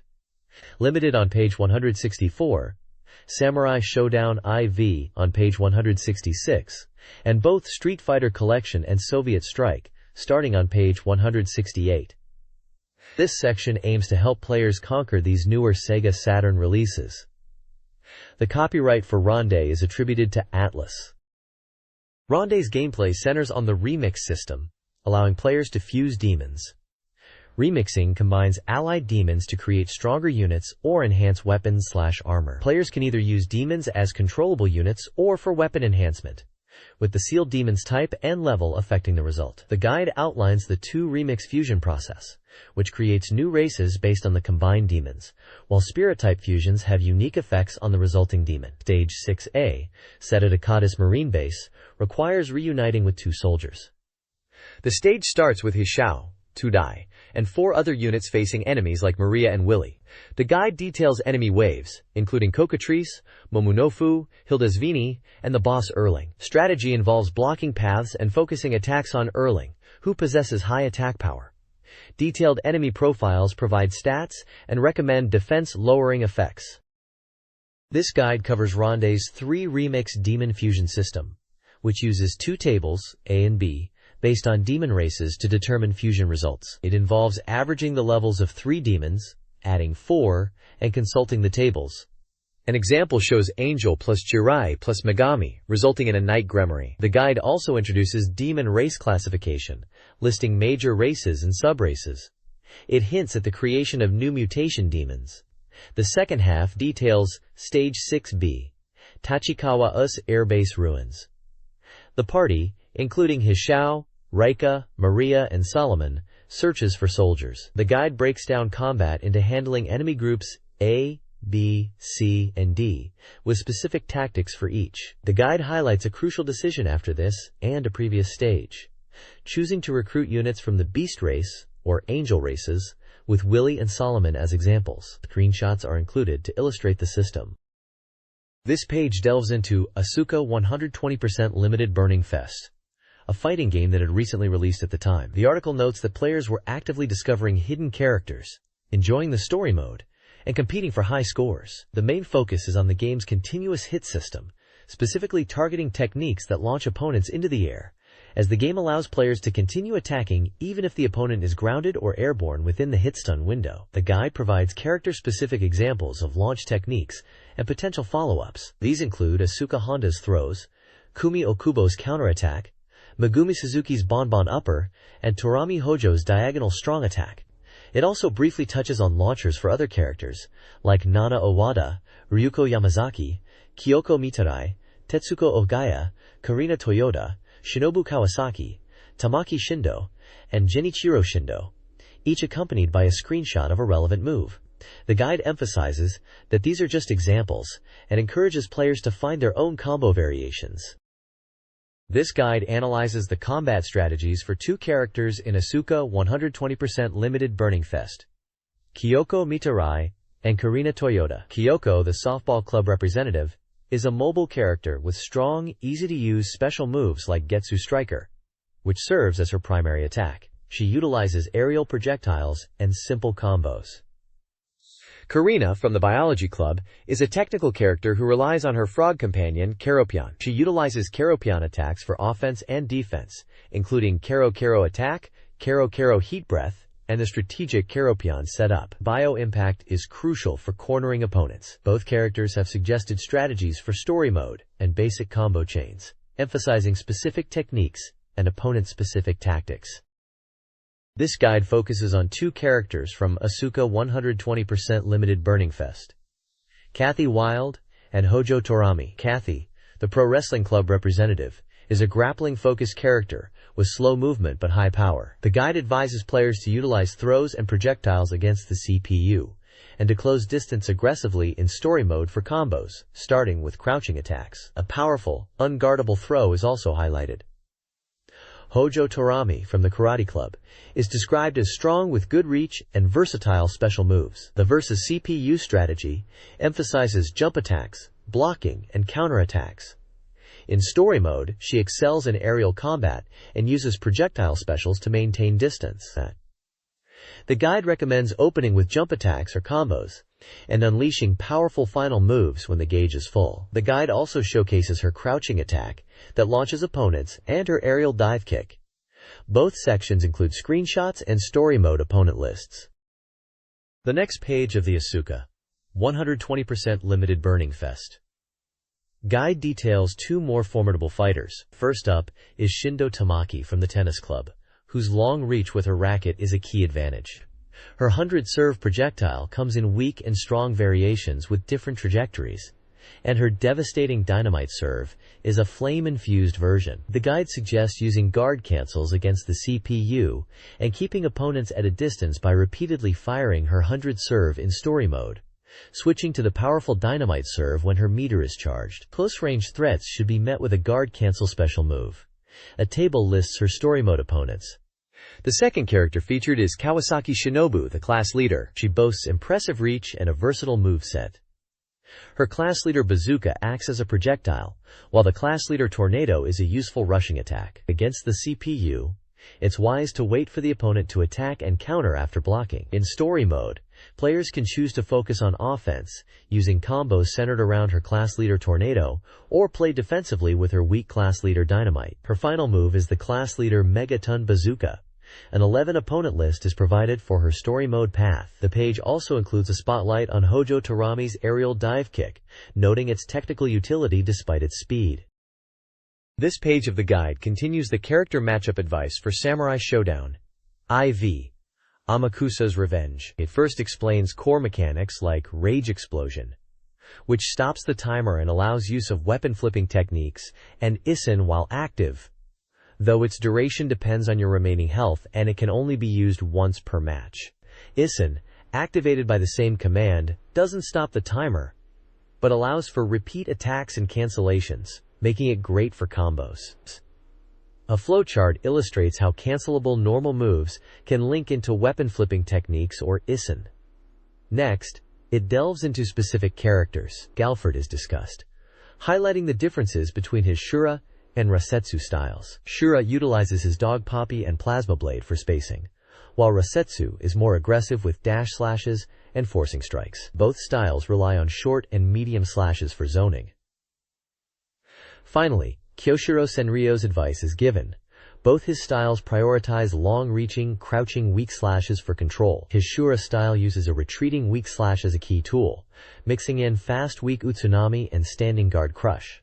Rasetsu relies on Hachiman Utsunami as a combo tool from weak slash or after a guard crush, noted for having no major special move. Screenshots throughout demonstrate these characters in action.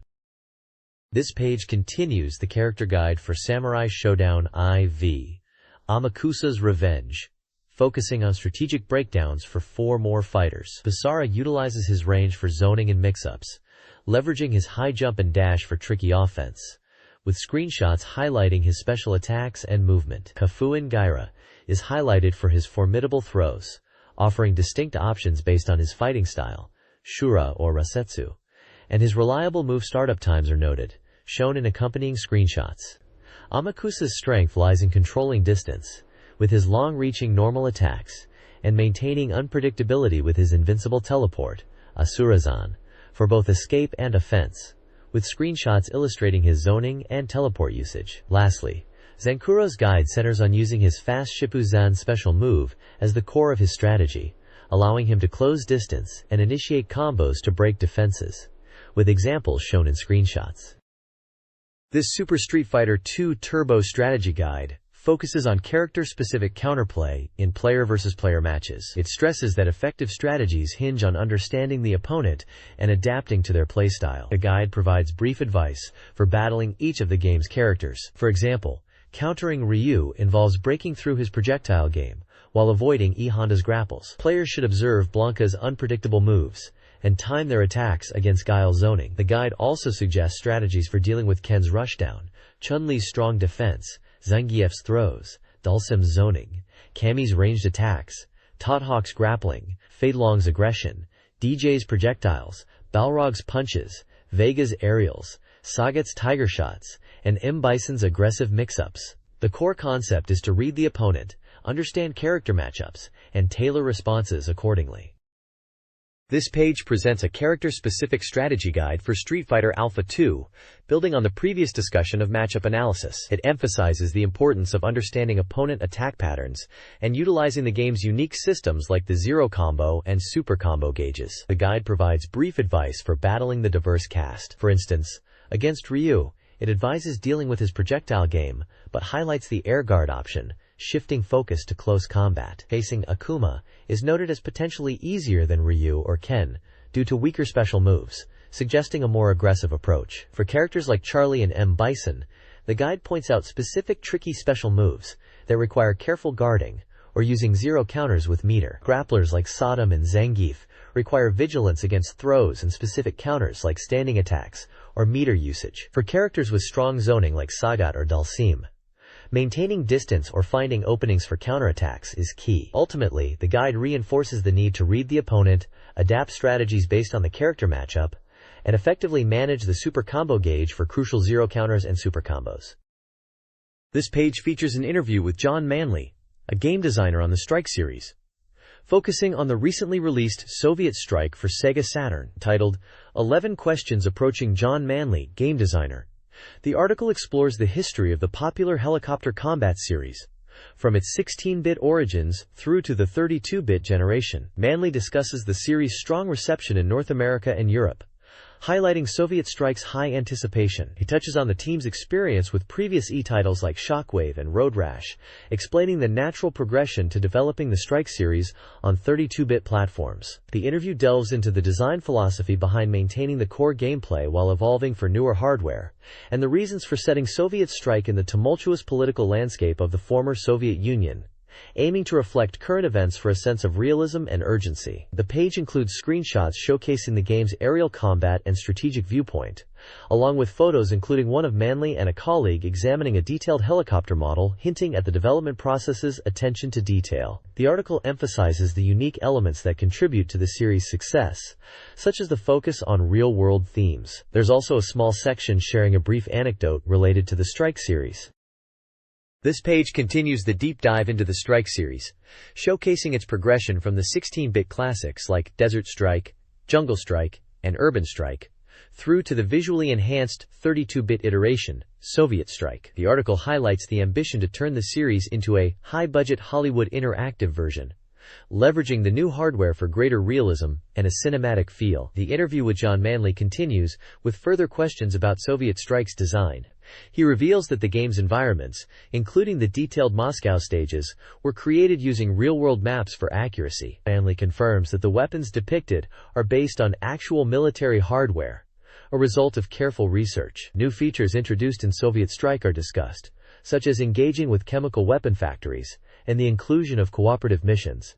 The purpose of the game's cinematic elements, like the opening video and news reports, is explained as crucial for setting the narrative and providing players with mission-critical information. The design philosophy behind the game's detailed and sometimes oppressive atmosphere is explored, linking it back to the goal of creating a realistic and immersive experience. The discussion concludes by touching on how the developers approach the themes of war and battle, drawing from historical military tactics while emphasizing the series' core concept of preventing conflict, stating they create their own engagement rules within the game. There's also a note about the availability of the Strike series on DOS/Versus in Japan, and a tease about a potential sequel. This page features a roundtable discussion with the illustrators behind the game Culticept. The participants are Naoyuki Kato, known for his work in anime mecha design, book covers, and game packaging, and Satoru Nakai, who primarily worked on games, specializing in pixel art. Suzuki from Omiya Soft, the game's developer, is also present, highlighting the game's graphics as a major draw. The discussion covers the illustrators' diverse backgrounds and how they got involved in the project. Kato mentions receiving a call directly because he was a fan of Omiya Soft's work, despite initially turning down other large jobs. Nakai discusses his long history with game development and pixel art. They explain the illustration process for Culticept's vast number of cards. Initially, cards were divided based on even or odd numbers, but then the artists would pick cards they specifically wanted to draw, and even trade with each other, to ensure they were happy with their assignments. This collaborative approach resulted in the game's distinctive visual style. Screenshots show the isometric board gameplay, featuring animated creature sprites, which are mentioned as a favorite among the illustrators. An image from the game's opening demo or related to story chapters is also shown, featuring a knight. This page continues the interview with the Culticept illustrators, Naoyuki Kato and Satoru Nakai, joined by Suzuki from Omiya Soft. The discussion delves into the practical aspects of creating the game's extensive card art. They humorously note that sometimes the illustrations with tighter deadlines or less time spent paradoxically ended up with higher quality. A fascinating point of discussion is the tools used. While tablets were becoming more common, Satoru Nakai reveals he primarily uses a mouse for his detailed illustrations, a method that surprises the interviewer. He also discusses the sheer volume of work, mentioning he completed around 180 illustrations himself, prompting a comment on the impressive number of high-quality illustrations included in the game. Kato mentions the time spent on larger pieces, sometimes taking several months. Screenshots display two Culdicept cards, the Gargoyle and the Samurai, showing their in-game appearance with stats and abilities, highlighting the intricate detail achieved even with a mouse. A profile introduces Satoru Nakai, noting his birth year and previous work on titles like Last Armageddon and Gun Hazard, before his significant contribution to Culdicept's card and image illustrations. This page presents the Culdicept art gallery. The large central image depicts the goddess Kuldra, who imagined this entire world, alongside a table with cards representing her power in her sanctuary home. The introductory text welcomes viewers to the Culdicept art gallery, showcasing beautiful masterpieces used in the game, highlighting the wonderful work of the game's illustrators for viewers to slowly enjoy. Three smaller illustrations feature more artwork from the game. The first, attributed to Satoru Nakai, shows a powerful creature, possibly a dragon, described as a legendary giant creature whose power differs from others, possessing especially strong abilities. The second illustration, by Tomoharu Saito, features three carved heads, seemingly emerging from a rock face, with text questioning who sculpted them and if the mountain itself holds flying ability, suggesting they are objects of faith for the creatures depicted in the third image. The final image, also by Tomoharu Saito, shows a peculiar fallen combat machine or mechanized creature known as a Flying Gear Alpha, its ecology and purpose remaining a mystery. This page reports on a Culdicept game tournament where various game magazines competed, and excitingly, the SEGA Saturn magazine team emerged victorious. The event, held in Haneda, featured editors and writers who had invested considerable time mastering the game to acquire powerful cards.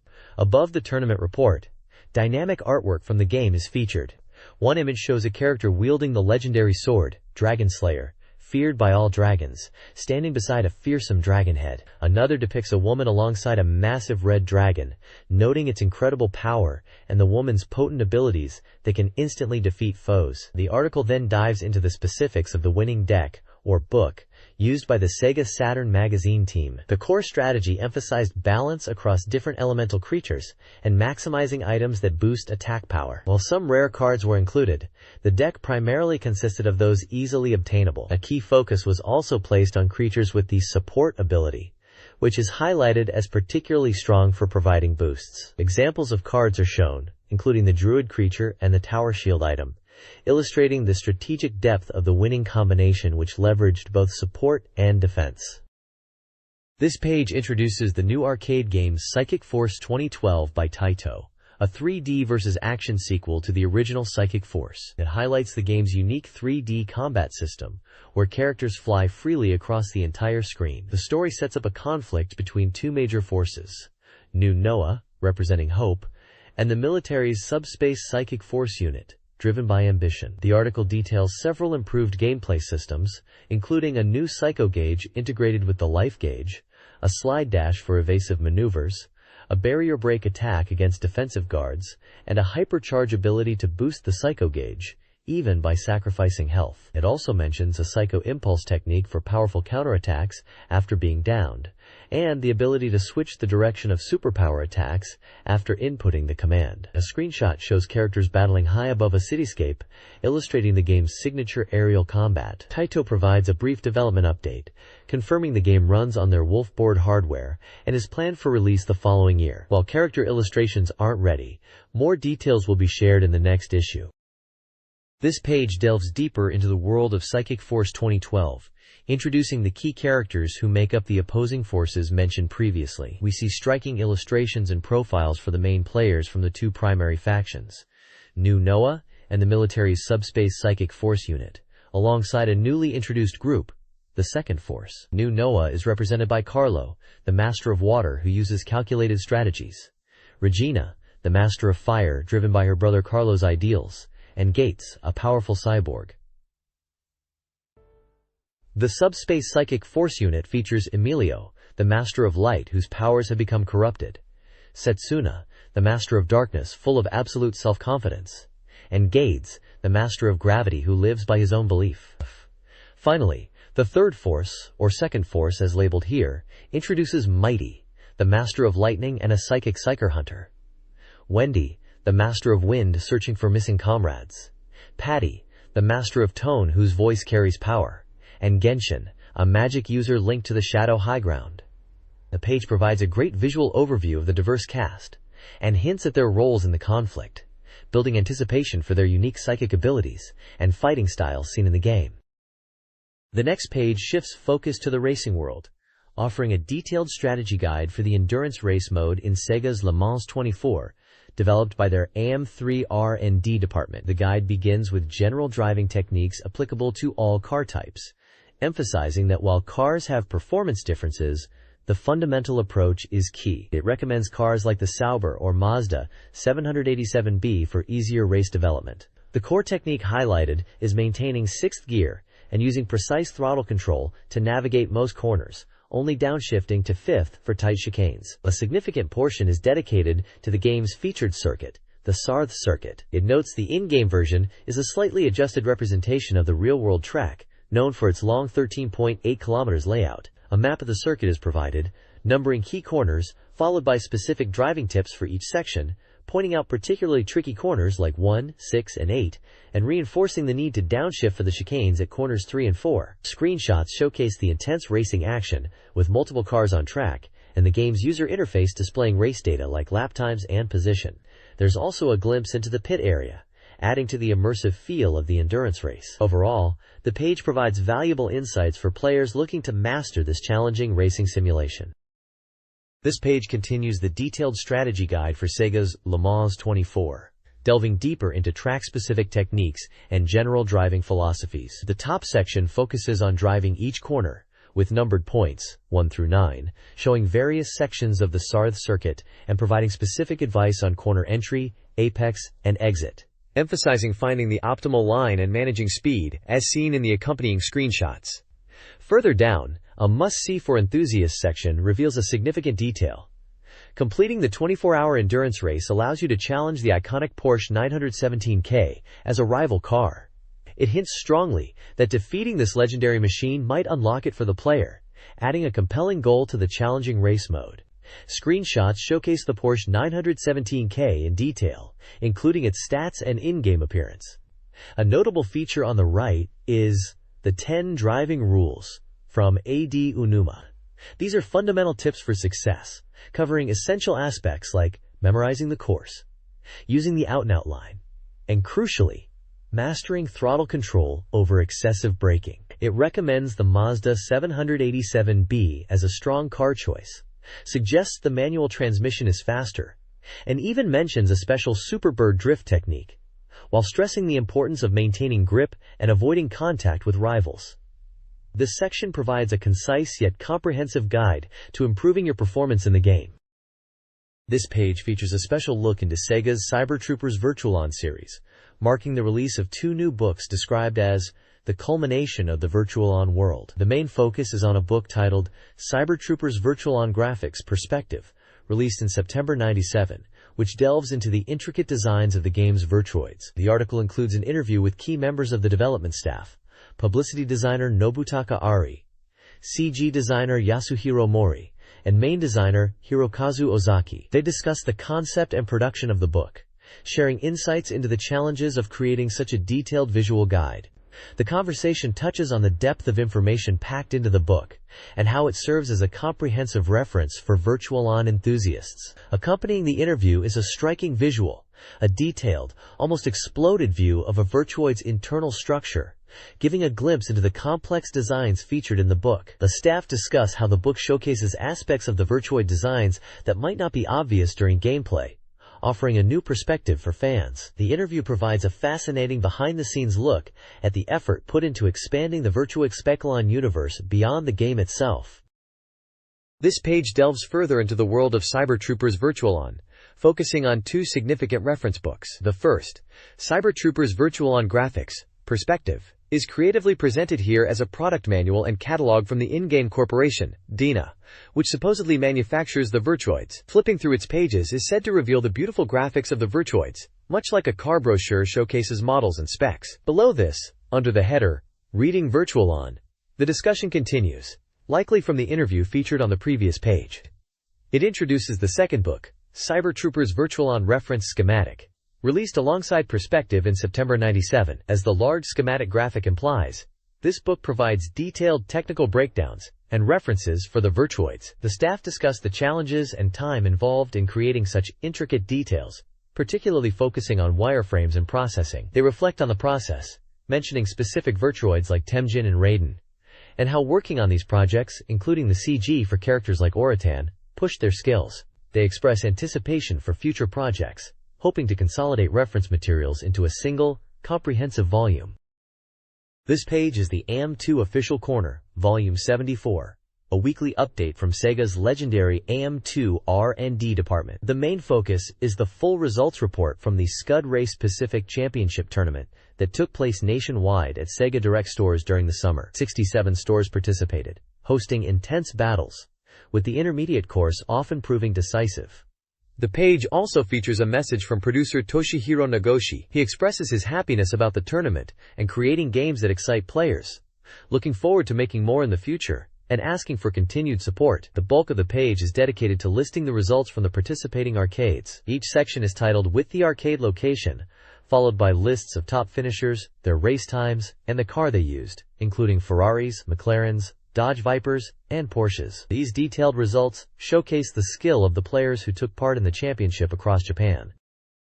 This page continues the Scud Race Pacific Championship results from the AM2 Official Corner. It presents the top finishers from numerous participating arcades across Japan, detailing their race times and the cars they drove, primarily showcasing Ferraris, McLarens, Dodge Vipers, and Porsches. Results are listed for locations such as High-Tech Land Sega Toyoball, Roppongi Gigo, Sega World Arcus, Sega World Hachioji, High-Tech Land Sega Mugear, Sega World Epica, Sega World Nishitsuruma, Sega World Shonan, Sega World Shizuoka, Sega Charlie 1, Sega World Suntomun, Kawanakajima Amusement, Sega World Eden, Sega Deportes, Gifugigo, Sega Arena, Sega World Holiday Square, Cat Komaki, Cat Anjo, Sega World Saginomiya, Sega World Rokujizo, High-Tech Land Sega Chiyoda, High-Tech Land Sega Mickey Amuse, High-Tech Land Sega Avion, Sega World Mist 2, Sega World Phoenix, Sega Azure, High-Tech Sega Himeji OS, Hiroshima Gigo, High-Tech Sega Hatsukaichi, Sega World Nankoku, High-Tech Sega Matsuyama, The Mall Shunan Amusement, Super Comet Nishishin, High-Tech Sega Junior. Finally, the page declares the Scud Race best times. The top overall positions are listed as Achacha from Sega World Niigata Kurosaki with a time of 22,744, D-Hill from Nishitsuruma Kaikan at 22,893, Bakudan,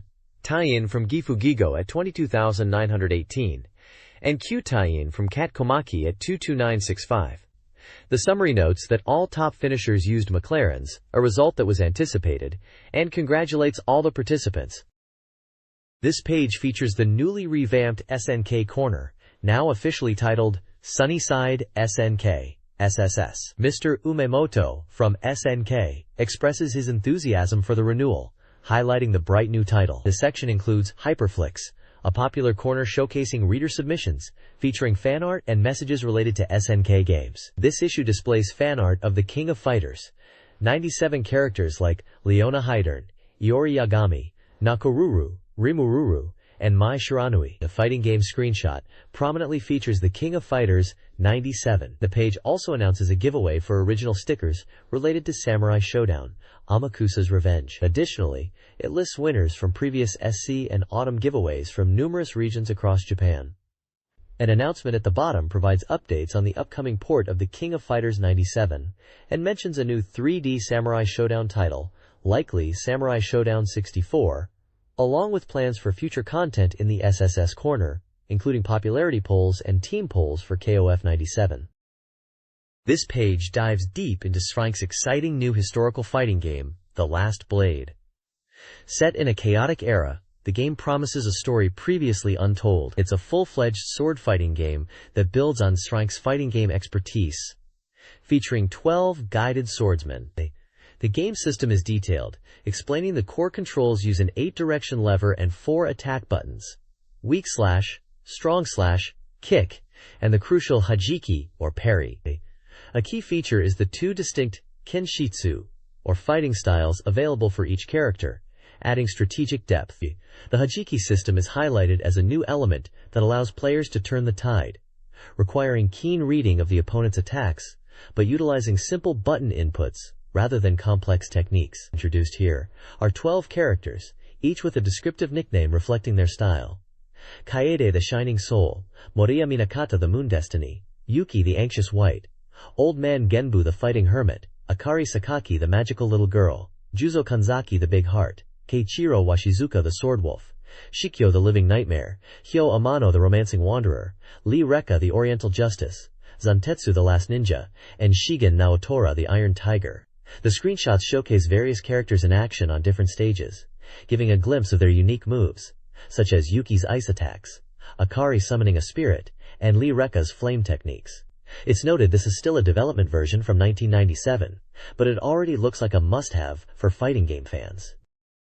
This page features the second installment of the Zoom In Elf column, getting closer to the developer Elf Corporation. The main focus is on Kimiko Furuya, the voice actor for Yuno from the classic adventure game Yuno, a girl who chants love at the bound of this world. She shares her experiences with voice acting, expressing her desire to become a great voice actor and recounting her nervousness during recordings and a promotional event. She mentions appearing at an event related to both Yuno and another Elf title, Dokusei. The page also showcases screenshots from an Elf game, likely related to the big announcement below. That announcement is the release of The Kawahara Family, a multi-story adventure game and predecessor to Dokusei, now available for Windows 95. The Elf message board confirms this release, highlighting the improved visuals and sound on the Win95 version. It also teases upcoming promotional videos for Yumino, encouraging fans to check them out in stores before the game's release. The page closes with a note to look forward to the next installment of the column. This page features the 37th installment of The Game and Art's Subtle Relationship, Mirror of Experience column, penned by Dr. Fuse. He delves into the racing game Wipeout for the SEGA Saturn, published by SoftBank. Rather than focusing solely on the high-speed anti-gravity racing itself, Drive Fuse discusses how the game experience can reflect the player's inner state, likening it to a Rorschach test. He was unexpectedly captivated by the subtle details in the game, like the cheering section visible in the background, which he found more impactful than the race or the music. He connects this to his own recent travel experience, where the solitary driving contrasted with the unexpected comfort provided by the game's audience element, highlighting how even small details can resonate deeply with a player's current feelings or memories. The page includes a screenshot of Wipeout in action and a photo of the columnist, Drive Fuse, an expert commentator on games and culture.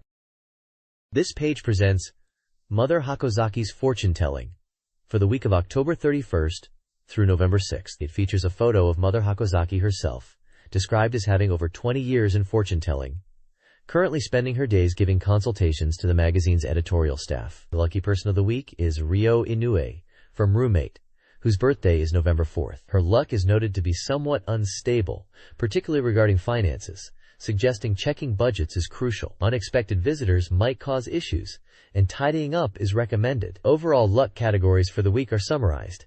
Money luck faces minor setbacks accumulating. Health luck is excellent, allowing for energetic movement. Work/study luck requires caution regarding writing errors on tests.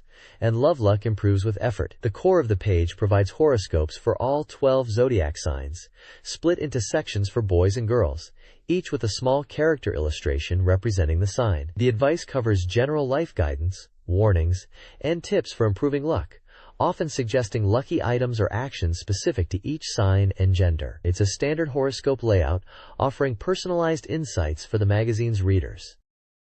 This page presents the Urawaza no Kyoku Corner, showcasing reader-submitted secret techniques and tips for SEGA Saturn games, with prizes awarded to contributors ranging from Saturn software to book vouchers. Featured this week are tips for 4 different titles. First, for the puzzle game Baz Terrace Muse, commands are provided to unlock a hidden mode that helps with aiming and a stage select feature to jump into any part of the game. Next, a tip for the Saturn-exclusive game Virus reveals a way to hear an erotic warning message from a voice actress just by inserting the disc and playing. For the visual novel Desire, the Saturn version features full voice acting, and a tip shows how to access a sound test by pressing L+R+Start on disc 2. Lastly, for the popular action puzzle game Magical Drop 2 Eyes, a trick is shared to unlock and play as boss characters. Clearing the story mode on normal difficulty or higher, or hard or higher to get all characters, will expand your playable roster significantly. The section concludes with a call for readers to submit their own discoveries.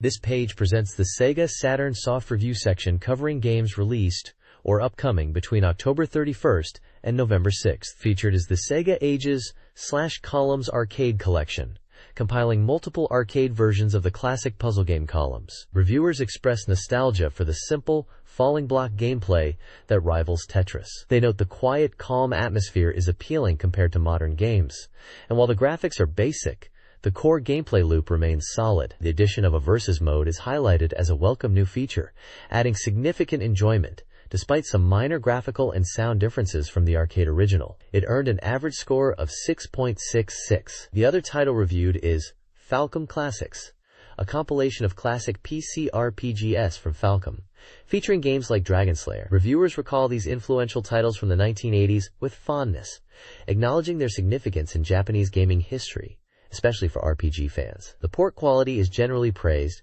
with controls being comfortable and easy to pick up. Reviewers feel it's a great way for both veterans to revisit and newcomers to experience these foundational games, finding the conversion faithful overall despite minor differences. It received an average score of 7.66. The page concludes with a small section introducing the reviewers and their personal gaming preferences, giving insight into what kind of games they enjoy. This page features more reviews and upcoming software releases. First up is Mahjong Gakuensai, a mahjong game focused on stripping opponents. Reviewers were largely unimpressed, calling the cheating mechanics annoying and the graphics gross. While the freedom in gameplay was noted, the overall experience was deemed weak, especially compared to other games. It received an average score of 5.00. Next is Aozora no Tsubasa, Gotha World, an SLG making a return to the Saturn. It features strong character designs and detailed units, but the gameplay system is described as a bit complex, with some confusing playback mechanics. Visuals and repeated scenes were criticized, though mastering the system offers some reward. Its average score is 5.66. The bottom section checks out new software and peripherals. There's Kamen Rider Sakusen File 1, a database and media collection for fans, containing extensive information and footage from the TV series. It's described as a valuable resource for enthusiasts. Also featured is the Sakura Taisen Joki radio show, a 2-disc set for Sakura Wars fans, including drama, minigames, and voice actor content, designed to play on the Saturn. The new soft schedule outlines upcoming software releases for November and December. A key explains genre abbreviations, ACT, RPG, SLG, and compatibility notes. November's releases include Devil Summoners, Soul Hackers, Transport Tycoon, Magic Knight Rayearth, or possibly a related title, and various Koei premium packs. Other notable titles include Zero Divide, The Final Conflict, Hercrass Adventures, SEGA Ages Memorial Selection Volume 2, SEGA Touring Car Championship, and Warcraft 2, Dark Saga. December showcases X-Men vs. Street Fighter, requiring the 4 MB RAM cartridge, Vandal Hearts, Sonic R, Cotton 2, and Grandia. Additional releases include Chaos Seed, Shining Force 2 I Scenario 1, Atelier Marie, Super Adventure Rockman, Saturn Bomberman Fight, Enemy Zero, Layer Section 2, Farland Saga, Real Bout Fatal Fury Special, also requiring RAM, and Princess Crown. The schedule promises a diverse selection for Saturn owners. The next page presents a comprehensive, new soft schedule extending well into 1998 and beyond, showcasing the robust lineup planned for the Sega Saturn. Starting with titles slated for release this winter, it features highly anticipated games like the action platformer Burning Rangers and the Dungeons & Dragons collection, bringing classic arcade experiences home. Moving into early 1998, January promises the epic RPG Panzer Dragoon Saga, a true Saturn standout, alongside visual novels like Sentimental Graffiti and Massey. February includes the atmospheric adventure Riven, the sequel to Myst and Strategy Titan Mobile Suit Gundam, Giren's Ambition. Spring 1998 is marked by the arrival of the beloved strategy RPG sequel, Sakura Wars 2. Looking further ahead, summer 1998 teases further installments of the Shining Force 2 I saga. The list of undecided titles is particularly exciting, featuring arcade powerhouses such as Battle Garega, Raiden Fighters, The House of the Dead, and the Polygon Fighter Virtua Fighter 3. Iconic fighting games like Marvel Superheroes vs. Street Fighter, and the tentative listings for Darkstalkers 3 and Resident Evil 2 highlight the Saturn's continued strength in arcade ports and popular franchises, with several requiring the 4 MB RAM cartridge. Other notable titles include Castlevania, Symphony of the Night, Suikoden, and the futuristic racer Wipeout 2097. This schedule underscores the diverse range of genres and high-profile releases on the horizon for Saturn owners. This page features a reader present campaign from SEGA Saturn Magazine. It outlines how readers can apply for various prizes by sending in a postcard with answers and personal details. With a deadline in mid-November 1997, the prizes on offer include a copy of any SEGA Saturn game released by October 31, 1997, for 20 winners. There's also a promotional telecard for the obscure adventure title, Detective Mitten's Investigation File, Dokashi Murder Case, awarded to 5 people. A cool item is the trial version of Atlus's Ronde Rinbukyoku, a Shin Megami Tensei spin-off set in a demon-infested near-future Tokyo, which 20 readers can get their hands on to experience its grid-based gameplay. For fans of classic characters, 10 lucky readers can win a cute Bublun piggy bank. Finally, 3 winners will receive a Banpresto catalog, likely featuring details on their latest game releases and merchandise. The page also provides contact information for inquiries about the magazine content and lists the winners from a previous issue's giveaway, highlighting the spread across different prefectures. This page is an advertisement for the SEGA Saturn romance role-playing game, Bluebreaker, developed by Human Entertainment. The art features the main character, a cheerful girl with teal hair, alongside a diverse cast of anime-style characters who likely join her adventure. The tagline, "A smile more than a sword," clearly indicates the game's emphasis on character relationships and romantic elements over pure combat. The ad promotes the release date as November 27th and highlights that the first print run will come with a special bonus. Text indicates there are 4 weeks until release, placing this ad in the magazine around late October or early November 1997. Bluebreaker is a well-regarded title in the genre, known for its focus on building relationships with the party members as you progress through the story and combat. This page is a vibrant advertisement for the highly anticipated SEGA Saturn RPG, Grandia. Featured prominently is the game's title logo, Grandia. Above the tagline, "An adventure risking fate now begins." The ad confirms the release date is set for December 18th, priced at 7,800 yen for the 2 Candela set. A large illustration of the main character, Justin, is central to the design, surrounded by a montage of diverse screenshots showcasing the game's signature bright, colorful environments, 3D areas, and character models. The page highlights a Toronto present campaign running from October 25th to November 30th. Those who pre-order during this period will receive special bonus goods due to limited quantities. The first bonus is a special music CD and premium catalog, given at the time of reservation. Additionally, upon purchasing the game at the reserve store, customers will receive a cloth Grandia map. This is a fantastic pre-order incentive, offering both a taste of the game's music and lore, plus a collectible map. The ad credits Game Arts, and especially for the development and sales, with Takuhito Kusanagi on character design and Satoshi Kobayashi on world setting. This page serves as an excellent preview and call to action for Saturn owners eager to embark on Grandia's grand adventure.